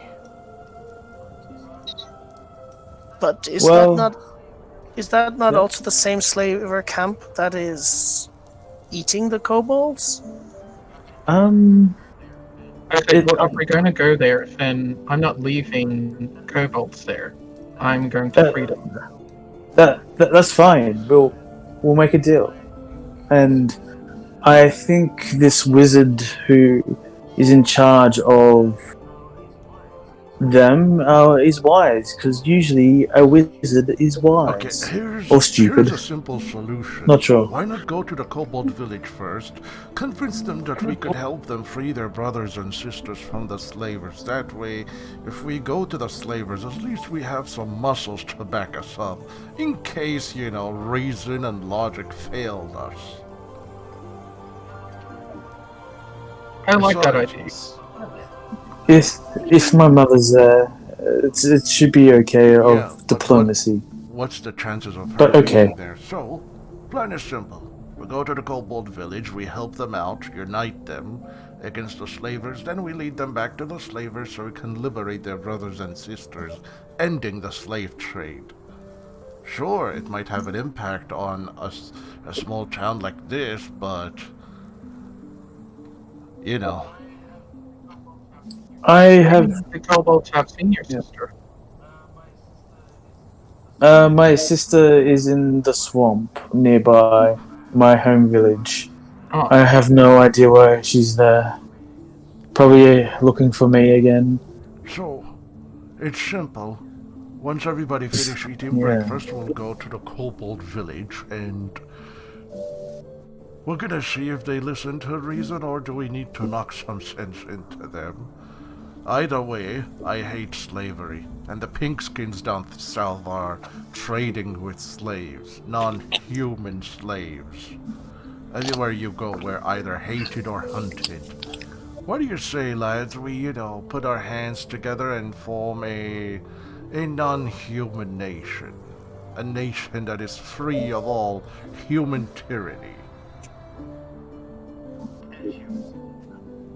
And humans. There should be some humans in there looking to Windsor. It's like we should have humans as well. Well, we should... Do I What? Am I gonna be executed? Am I gonna be one of the first people executed in this new nation? You've No, proven I yourself. dare say your role would be an emissary. We need someone You'll be our... What's the... Yes, exactly. Link. You'll be the link that we need between the humans and ourselves, and what better way to handle a pink skin than to send another pink skin to handle each other? I mean, you've proven yourselves to be good in combat. But do I feel like he's trying to throw you into a bait? So, I mean, we just want to kill the other pink skins. Mainly... Negotiate. Mainly the Only the slavers. ones that Mainly the slavers. disrupt the Yes. battle's nature. Okay. Okay. I mean, Varys, have you ever experienced being a slave? I can't quite say Well, that I have. No. Have you? Do you want to try out now? Yes. So Get on the I floor don't, and lick my boots. I I don't just smirk. see the point of executing humans for the crimes of other humans. We're mainly gonna I agree. kill the slavers if they refuse to listen to reason. If they surrender, we take them as prisoners, bring them back to Onahole, and let the population handle them. It's not my problem. I have no issue with rounding up slavers, but I do take issue with creating some sort of anti-pink skin nation, which will, I assume, remove all pink skins. I mean, I have skin and I'm Technically pink, speaking, so... you don't count, as you've been around us for so long. I doubt your beautiful pink skin will stay pink. Honestly, my good friend Elden, he is a pink skin and is a human, and I refuse to, in reason, to harm any pink skin who deserves to be harmed. Doesn't deserve to be harmed. So, I think have a nation where all races, all beings are welcome. And live together. Yes. And not benefit from each other unless it's mutually agreed upon. Exactly. So far, Orson seems to agree on the alliance between the Frostwolves and the Lizardmen. Maybe adding, kobolds and everybody here who lives in this region with one common goal, which is to end slavery and to combat the tyranny of the South, might give us, a common goal to put our hands together and, say, form this nation. Now, Duritan, in saying that, you could provide these kobolds with protection and homes, and they could provide you with ores and gems from the surrounding mountains. We do have the ores. I can see that as quite a win-win for both parties. It's not like you're taking them from your home and then dropping them somewhere that have no place. Welcome them in and have them as miners. They can control the mountains. They can run all the ore. They can do what they like doing. They can stay in their caves. I mean, Garrus, Waruay, and Cornelius roll for insight and history. Okay. I don't know if those mountains have ore. Mm-hmm. And history. Ooh, perfect. Yeah. Nice. Can I do an intelligence roll to see if I know of a race who lives in the mountains of the history? No, you don't. Only a druid and ranger can do that, but you have to be a nature survival to know about the creatures and the monsters of the land. So only Elgen can roll for that. Okay, that's Okay. fine. Cornelius, roll Insight and history. What do I need to roll? Sorry. history and insight. History. Oh wow, another nat 20. Too bad we can't see 3. Please somebody makes it a 3 nat 20s. All right. Okay, Waruay and Cornelius, for you roll high for insight and also for history. Okay, you recalled what actually Liana and also Vadu Greylock actually said. The slavers have a deal with the people of Onahole because the slavers and Onahole trade with one another. If Onahole don't disturb what the slavers do in terms of income, Onahole will always receive the income from the slavers. So not to say that they are selling meat, but they're actually more like trading in terms of safety, in terms of being attacked, and they will not be disturbed by the slavers, by the orcs of the south. And you do know that disrupting the slavers' terms of income would greatly cause issues to Onahole. You're not too sure what will happen, but something will happen. You can roleplay this Waruay and Cornelius. Waruay first, then Cornelius. Well, let's say it is sad then for Onahole, but they must be prepared for these sort of things. But I won't simply stand by and allow them to profit from enslaving my people, even if they are my people themselves. What about? I read it in a book. I think I can't remember. Look it up and say it's pretty hard to. I agree, and I agree. Of economy will be gone because of this. I was thinking was paying convince whoever's in charge to pay the slaves have a wage and earn their freedom and honor it. What do you feel about that? I'm not saying slavery is okay. I'm saying slavery is bad, but if we can't find a way to kill a town is a benefit to us. What do you think? I agree with Waruay. I mean, although we are of different race, I just do not think that selling a person, a sentient being, a sentient being with the mind of anything, to be sold as a slave, and both as slave and that's just purely wrong. Whatever you do, Waruay, I will follow you because you have been such a good friend to me, and I do not like to see that. That is like Cornelius like looking at him up and down again. I do not like the idea of you becoming a food. That's just plain wrong. No. Thank you, Cornelius, and I put my hand on your shoulder and say thank you. And I say, well, perhaps this town could learn a different way to survive. I agree too. We'll see what the cards. Disrupt the slavers' trade by uniting the kobolds and driving the slavers away. This town is going to have to learn to stand up on its 2 feet and start to learn an honest living. Either that, or they're going to starve to death. I mean, they're more than welcome to, put their hands in our hands and,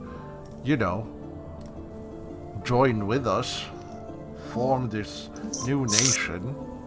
A nation where everybody is, equal, where we don't have to eat one another for food or anything. But again, Orsa needs the final word from the Lizardmen. The Lizardmen need to unite all 4 of their clans, and now we have the Kobolds. Let's take care of the Kobolds since we're in the same area, disrupt the slavers and drive them away, give this town a choice. Join us, or I simply find a way Yeah. of earning a living. Yeah. I'll say, how, like, another point that you could see it as. How would you like it if, say, Durotan's people started rounding up humans and eating them? Would you be okay with it? Lieutenant Durotan saying, not that you would do that, but I turn to Elgen. Do you know who's in charge of this establishment of city, This one, town? unfortunately, I no. do, but Wait, who are you asking? Me or Elgen? Oh, okay.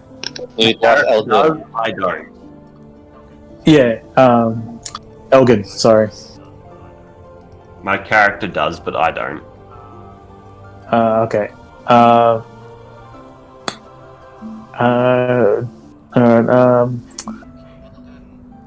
Hey, Inky. Elgen, you know the person that actually looks after the well-being of the many people of Onahole, making them live lavishly, peacefully, and not being attacked by kobolds or orcs or even the feral or desert elves that live further to the southeast of the desert itself. And that particular person is known as Formido, the alchemist, or better known as the warlock. Okay. Oh, So you remember when I And showed Formido and Andura, the druid of the circle, they don't see eye to eye. So you have to choose your next course of action. How you roleplay this with others.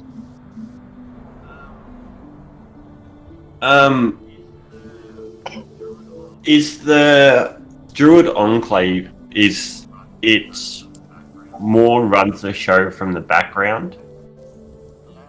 They protect the lands itself. They see to it. But in terms of what the people do in terms of trade and stuff, how they actually manage things, they don't deal with that. Alright. Well, you remember the alchemist that I introduced you to yesterday? yes. He runs most of the foreground, so to speak. So, public matters, trade, things like that. When it comes to the protection and the balance around these areas, that's where my mentor comes into play. She, like myself, sends people out to restore the order. So Okay. I don't think many people actually know about the Druid Circle, like the Enclave, but it's there, kind of thing. Cool. So that's why I didn't give any indication of who it is, or No, it's fine. Like my friend, you don't need to know names. It's fine. I can. I think I have a plan. I I talked to Durotan, and what about aligning of trade rights to this town? Because it's a good foothold in general, and the wasteland can be a horrible place. And hopefully, with our trade, with our villages, could support each other, including this fine establishment. I have the authority of my village, as I told you before, to organize trade rights. But I'm not sure look to Druid and Varus. I'm not sure you be able to do to your villages, or I don't know where you stand. Look to the little one. Yes. Literally, I've just graduated my training. Oh, congratulations. So that's where I was Congratulations. last night. That's Helping great. you guys return the crystals was my initiation. One initiation. But anyway, the two little Waruay and sorry, what is your name again? Cornelius. Yeah. I don't know where the statue you stand in your villages or cave, questionably. But it's that's just a proposition I can work towards, and I'm forming a plan.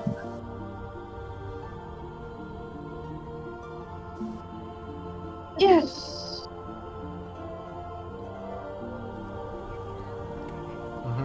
Can you hear me? Hello. Mm-hmm. Yeah. So, what is this plan of yours? I mean, like, if you don't mind sharing with us, It's like I'm like looking at both me and Waruay. Oh, sorry about that, Rinze. I'm not sure where you stature of the whole of your tribe as well. The plan is to trade with these people, and I think they're lovely people, and they'll be sad to have to leave this place of being run down. So, I think if we sort the trade situation with this city, they won't be so much reliant on slavery. Then we can work with that. And this alchemist dude, I think I can persuade him with a bit of help to open up. Like, for instance, this lovely meal would be enjoyed in my town, but we don't have this beast where it comes from. So, yeah. Where you just see Elgen just eating it like it's normal, like it's an everyday thing. Say, I think I see where you're going with this. If we capture one of those brood mothers, the insect mothers that the other group was talking about before, then this town could breed their own insects and have a stable form of trade income. That too, but because it would domesticate them into livestock. yes, but the problem is a business will go out of hand of adventurers who actually spend their coin in this town, and it drive the economy. And when the hunter goes, what they get adventurers that get bored and do stupid stuff and leave. So yeah, what do you think? Put it to the table. It's a possibility. I feel like if we go to the Kobold village, we may encounter Brood Mother on the way, or even on the way back. Even if sorry, But continue, if we don't, continue. yeah. No. I was like in roleplay of like trying to say something but take it back of holding it. Sorry. I would say, at least if we encountered the brute mother with the kobold in our backs, capturing her will be easy. Yes. Yes, but we also put them at the danger of getting eaten themselves. No offense to you, Waruay, but I believe you're I completely quite weak. Not many in of my kind body strength. appreciate frontline combat like I do. Yeah, well, That's why I said no offense, because not all of them are the same. But your common. No people that usually say no offense, it's literally like offending them. Kobolds are known to be weak. They get their strength from numbers. But yeah, we don't attack. We prefer to draw our enemies into traps. If that's what you're saying.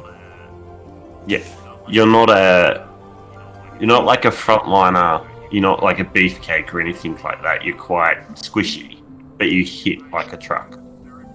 Yeah, I walk over to Duratan and grab one of his arms and say, yes, like this. We're not showy. And I'll walk back. Well, Also, guys, before we leave, it depends on what the tribes do themselves. They might not. if you guys can do a favor for me, I bought you guys breakfast for this reason. Oh, okay. Do we need to pay you?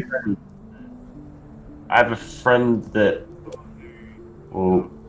someone who looked after my family for a bit, gearing us up. He runs a general store. Oh, is he in town? Because I need some gear. Would you mind Sure. popping in and helping him out? No problem. I need some new clothes anyway. The sand keeps getting everywhere, all under my scales. Very itchy. That would be great. I kind of got you guys breakfast to soften you up. So wait, what you need us to do again, Elgen? Spend money, you broke bitch. I'm talking this in character though. Yeah, I know. I'm very slow, so I can't spend money. Okay, I can't do your quest. Okay. Cornelius says, okay, it's okay. I have some money okay. if you need something. No, but window shopping should be fine. These two are starting to sound like a real married couple. Like, I just don't say anything. I just with my bowl. You see this white kobold go red in the face. Lol. What the fuck? Okay. Anyways, so you all actually decide to actually leave perhaps an hour or two later, and then decided to actually head over straight to the general store, where Elgen actually leads the rest of you. Some actually just stayed at the tavern, and after preparing to actually head out. But while you actually go to actually buy some of the stuff from the general store, and of course you notice another kobold, Waruay, actually selling some of the stuff here. This kobold actually, you notice that this kobold is actually from your village, which actually opened a shop. The moment this kobold and it looks at you, Waruay, and said, Waruay. Do I remember his name? You notice, they don't really remember because you were quite young when this person left. Muka that tells you, I remember you when you were still a hatchling. Young, eager to travel out.